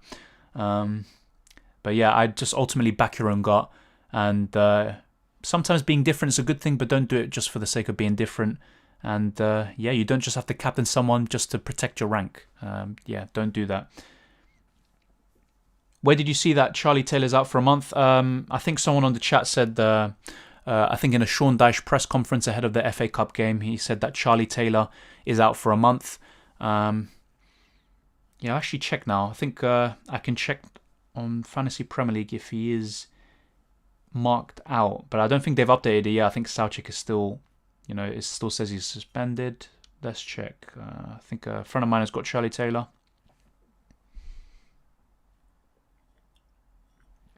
Yeah, at the moment there's nothing. It says 50% chance of playing. But yeah, something I saw in the chat, maybe it's worth checking again. After the stream is done, I'll be able to see all of the press conferences and stuff like that. I'll be updating you on Twitter if you haven't already seen it. But yeah, it's literally, I've been glued to the screen for the last 2 hours or so I haven't actually been looking at it. I've just been talking to you lot. Gundogan or Sterling as captain. Tough one. I'd probably go for Sterling, but both really good. Thank you for helping us. Really appreciate it. No, thank you. And it's not really about helping. It's just talking about FPL, gaining ideas, and trying to improve. Thank you, though. Bench Vardy, Soucek, or Barnes? Benching Vardy never sits right with me. I know it's Liverpool. I'd probably bench Barnes from those three. Pep almost shot us with his trademark rotation when it hit Cancelo and Stones, and that was just when they thought they were absolutely nailed. Any concerns for Gundogan? Very good point. I still think he is nailed. So long as Kevin De Bruyne is out, and Gundogan's so important.